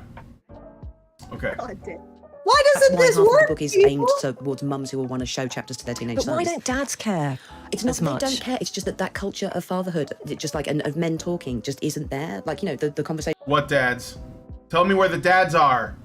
We had before about sort of, you know, why aren't there dads? Do you know? I bet you know. Women talking to their daughters about being proud of their bodies. How would a dad start a conversation with a teenage boy about, you know, his genitals and being proud of them in the way that mums do with their girls now? It would just seem, even saying it now, it sounds unthinkable and mad, but it was equally unthinkable and mad for mothers and daughters in, say, 1997. So it is a cultural thing. You just need to find a new way of talking about it that makes everybody feel comfortable and also like they want to. That's predatory. She's being really gross. You know, and she's making it sound like men and fathers and mothers and daughters and sons, they up until the 1960s, they had no idea how babies were made. They just they collapsed together, and you know, it was like magnets of opposite poles just linked, and there was an explosion of light, and there was a baby. Like we had no idea how we formed families or relationships. We didn't know what love was. Shakespeare was making shit up when he wrote poetry about that. Up until now, when girls were talking about their vaginas, did we actually figure this out? And only women have figured it out. This is so ridiculous. I mean, just... Well, it's more than ridiculous. Liar! Like, lady, that sounds really disgusting. Yeah. Like, it sounds predatory. It sounds grooming. Like, why would a mother be talking to her daughter about being proud of her genitals? Yeah. What the fuck is your problem? Like, if you're a girl, I know. This is I would groomer talk. Suggest some therapy for sexual. She should call up Laura Bates, and they should go have a tea party or something. No, they when that should comes go and be chemically castrated. Yeah. Like that- seriously, this is repulsive. Like It this is completely inappropriate. Absolutely. You don't have to but shame children that could you have- imagine a man saying this on a radio program? We need girls to talk about their little girly vaginas more often. Like, they'd be hauled off. Into the wood chipper you go. That's like, what? Okay. But this is the thin edge of the wedge. She Yeah. starts the conversation, and then eventually we're having adult men talk about how little girls should be proud enough to display their vulvas. Mm-hmm. You know, shit like that. But this is just go away. Yeah. This is none of your freaking business, and you Yeah. sound like a nonce. Yeah. Really? No, it's total noncery. Okay. conversation. You know, the where I get worried about progress is where it's seen as a fibrous duty that you need to chew through in order to improve your life to be a good person. Changing your life for the better, changing your idea of boys and girls, making them more comfortable in their bodies and giving them pride and joy should feel like the best offer in the world. Something you say in the book is something that I've often wondered about, actually, is you wonder why men don't fantasize about being able to give birth. Right. Because that is it's an incredible thing. Yeah. A female mega power. Yeah. Oh, wow. Really? Really? Mm. Why don't men fantasize about giving birth? Maybe because they like being fathers, which you're not letting them do. Maybe that's why. Maybe they fantasize about being a father, not carrying a baby. They have no idea what that's like. Why aren't they wondering about that? I don't know. Maybe because we don't care. Maybe we're happy for women who are pregnant, and that's the end of it. Maybe we're not constantly looking at what women have and complaining and getting bitter. What the fuck? Where did this come from?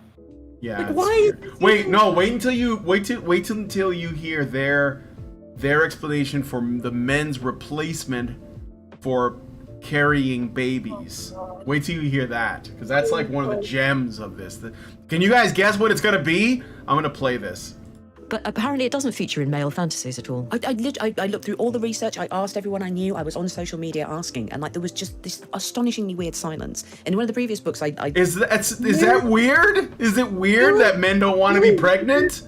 First of all, some men Really do, weird. but Yeah, Oh my not God. you're being very transphobic here. yeah, you're being a bit transphobic. I'm bracing myself, Brian. Should I be bracing Uterus haver. All right, let's continue. put that I think all the plots of superhero movies are actually male appropriation of the female story, because those are all stories about teenage boys who suddenly their bodies go haywire and they're shooting webs, or they can, like, you know, they've got this extra strength, or they're there to save the world but they never get the credit, like Batman. That's mums. Like suddenly we're shooting these weird substances. Oh, shut up! Are you kidding me? She even got the reference Oh wrong. my God! It's not Batman, you dumb. And she doesn't have any powers. Just a normal man. Do with, you like, do you know why boys like superhero movies, even though you're trying to make them for women now and nobody's watching them? Because they want to save people. That's why. They want to protect. They want the power to protect the innocent. It's the same reason why boys fantasize about being knights or cops or cowboys. They want to protect the weak. Why does this have to be a metaphor for pregnancy and birth? It's weird. Why can't it be a metaphor for puberty? Because you know what happens at puberty, boys? They get stronger. You know, No, and then boys don't change. Only girls change. Oh, what a load of hokum. Like, why is it that these, you know, honestly, you're right. The world needs to recognize that women are coomers too. So we stop listening to them. Because this woman, she talks like she's about to slide off her chair. Like we are just being invited into her fucked up fantasy world. Where little girls need to be taught to be proud of their vulvas. What the fuck? Did you say hokum? Boys have. Yeah, it's hokum. Yeah. Garth, come out. Think like that. Poop. Your poop mouth. Poop out of your mouth. Poop mouth. All right, a little bit more. substances out of our body, milk, and we've got these superpowers and strengths. We give birth, but we never get any credit for saving the world, and that's being. Before having kids, I never fantasized about giving birth or breastfeeding or any of those things. Did you? Am I just different? You're an outlier, Fiona. Really? No, I genuinely. No. Oh, shut up. No, you're not. You're normal. A woman who obsesses over her normal bodily functions is going back to the whole anti-meritocracy thing. We need to. I'm a victim of being a woman and getting pregnant sometimes. We need to have more suspicion of women's sexuality. Yeah. Women really need to get slapped down when they become inappropriate. This is like the Three Musketeers of Coomerdom. Coomer noncery women. Well, no. The one, I guess the rational ball is being thrown between the two of them. That's the D'Artagnan, but I don't know. She's not pushing back that hard. She's the Aramis, you know. Athos, Porthos, and Aramis. Oh no, Aramis was the religious one, yeah. Anyway. A little bit left. Almost done here, guys. Do you know, my theory, for what it's worth, and this is going to sound absolutely crazy, is that I think sport was invented because men didn't give birth. Really? So in the recent fandango about cricket, for example, which has kept some, let's be honest, middle-aged, middle-class chaps talking for the last 7 days. Yes. They have talked of nothing else. It's all over the Times. If they had, I don't know, if they had the mega power to give birth, would they be that bothered about a dodgy out? So that's the theory. So men invented sports because they were jealous of women's ability to get pregnant. Okay, so don't you feel comforted by the sheer level of contempt and ignorance? I know. They are so happy with themselves. Yeah, and smugness. Like, don't you feel like these are women who have your best interest in mind? Yeah. Yeah. Like, the other thing, like, she would never think that maybe a woman has to earn the right to have a man talk to him or to her about his experience, that maybe she should have to earn his trust. You know, talking about consent and entitlement. Yeah. Lady, maybe men don't talk about these things because you haven't earned their trust. So then if men's sports is birth, then is women's sports like a stillborn? Like, is it a miscarriage? Sorry. I'm sorry, it's dark, but they asked for it. All right, a little bit left. In the ashes. War as well, isn't it? Yeah, well, there we are. That was Yeah. one that great I Fleabag thought. When one. I gave Yeah. birth and I was a mother, I was just like, this is a woman's war. You know, you are risking your life. It just goes, you think it's going to be over by Christmas. It's not. Hello, Agamemnon. Nice to see you. Oh, right. War is another thing only men do that. That's a man's thing. All right, I'm going back to the screen. Jojo, what the hell? What is my dog doing? He's just like, okay, there he is. That's the end of the video, Allison. I do have some super chows, but I don't know if you want to give any final thoughts on the on this. I have never seen people so unqualified to talk on a subject. Yeah. A child with a toy wrench set is more qualified to be a mechanic than these women are to talk on the subject of men. Just think about that. Because at least the child knows he has something to learn and has enthusiasm and respect for the subject. This is run, ignore. Like, but you know what the other thing is that so this is your offering, is it, ladies? This is what you're going to offer men in terms of this like our restaurant analogy.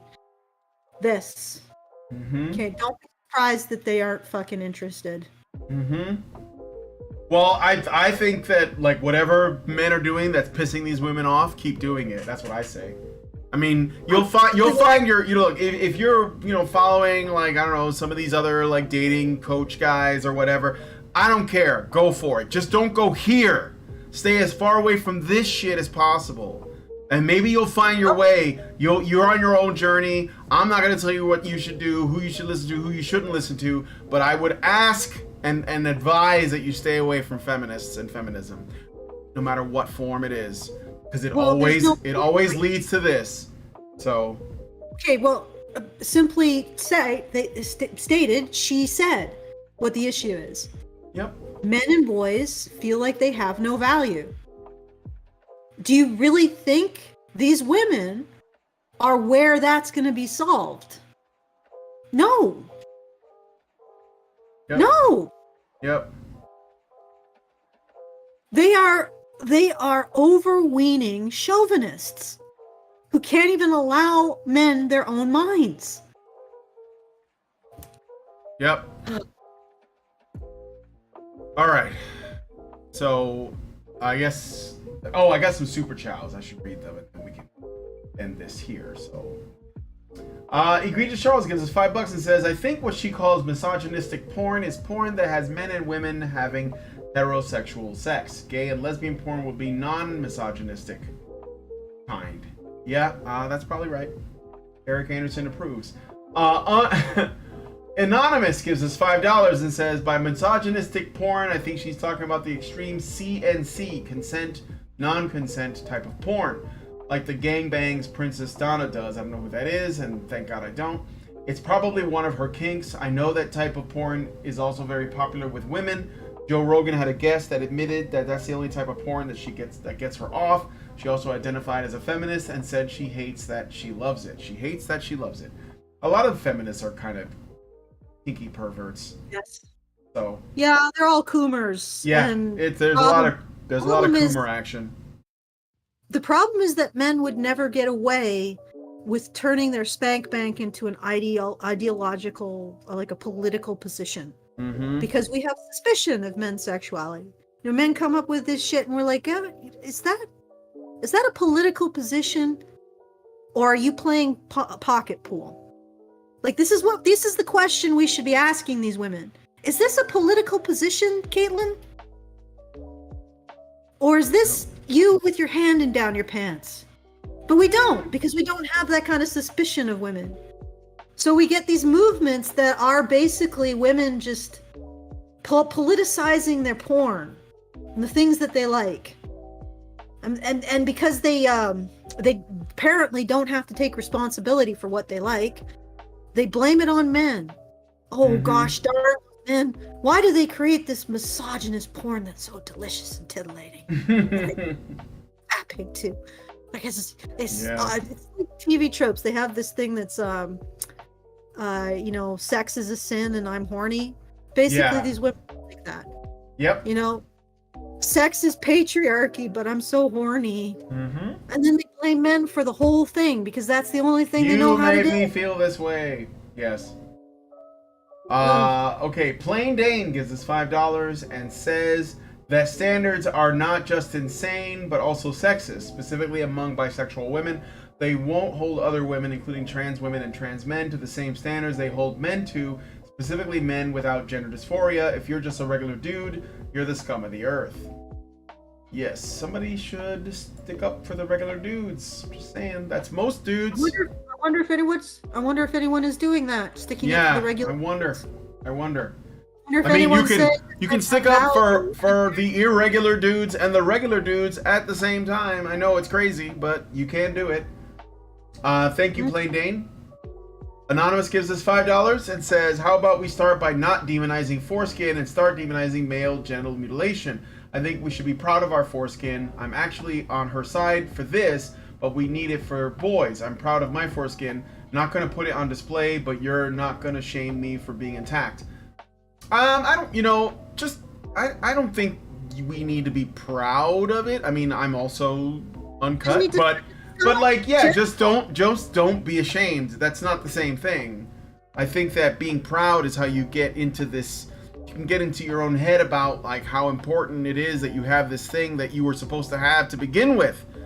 And if you don't have it, I'm really sorry, but hopefully you'll make the most of it because it's kind of like out of your hands now. I know that there's lots of procedures that can restore it and all that. And if you want to go that route, then, you know, God bless you. I hope you get there. But I don't know. I know it's... I would say that mothers can't make this decision for their sons. No. She's an intactivist. I don't think that... only the man should do it, but they should when they are a man. And also, you should take that into careful consideration. Because I've heard some What is that? MRAs that advocate cutting the skin because because women like it better. And I'm sorry, but that's the worst reason to do that. Okay. You don't have to be proud or shameful. Right. You don't have to feel pride or shame. Right. That's what I say. Okay? And also not be non-neutral about ridiculous, disturbing crap like cutting parts of your child's genitals off at birth. That's just dumb. It's just sadistic, really. Okay. All right. Last super chow. Plain Dane for $12 says, I've read that trans people, both men and women, fantasize about getting pregnant, and this doesn't surprise me given what I know about how masculine and feminine hormones affect the mind during the stages of development.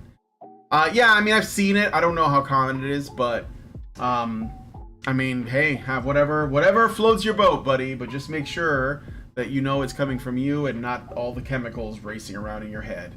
So thank you for all the super chows. We got a lot this time. A lot of support from the patrons. I think there's some new people here. I wonder how many of you guys came here because I had Eric July on last Friday.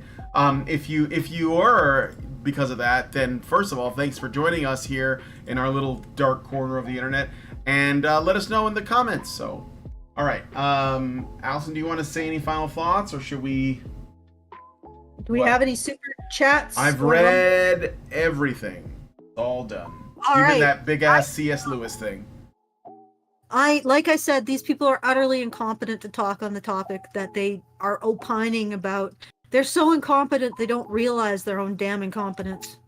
And they're replacing a desire to actually learn with this kind of contemptuous attitude of superiority, which makes them even less competent to talk on this subject.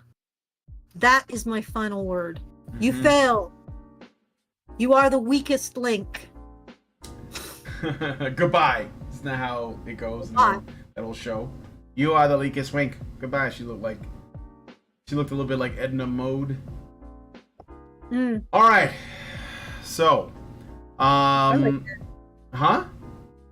I liked Edna Mode. Oh, I liked Edna Mode. She was voiced by one of the writers, a man. They couldn't find the right person, but visually, I know who she was based on. It was like this really small woman actress that looked just like that. I can't remember her name, but I know you guys know who I'm talking about. She was actually in that movie that we watched that Janice Fiamengo recommended us to. Do you remember? Bostonians?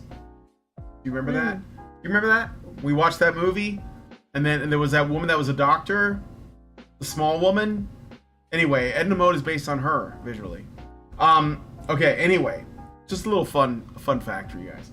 All right, so we're gonna wrap it up here. If you guys like this video, please smash like, subscribe if you're not already subscribed, hit the bell for notifications, leave us a comment, let us know what you guys think about what we talked about on the show. If you want to look at the original video, you can watch it in the by looking at the link in the description. We did go through the whole thing though.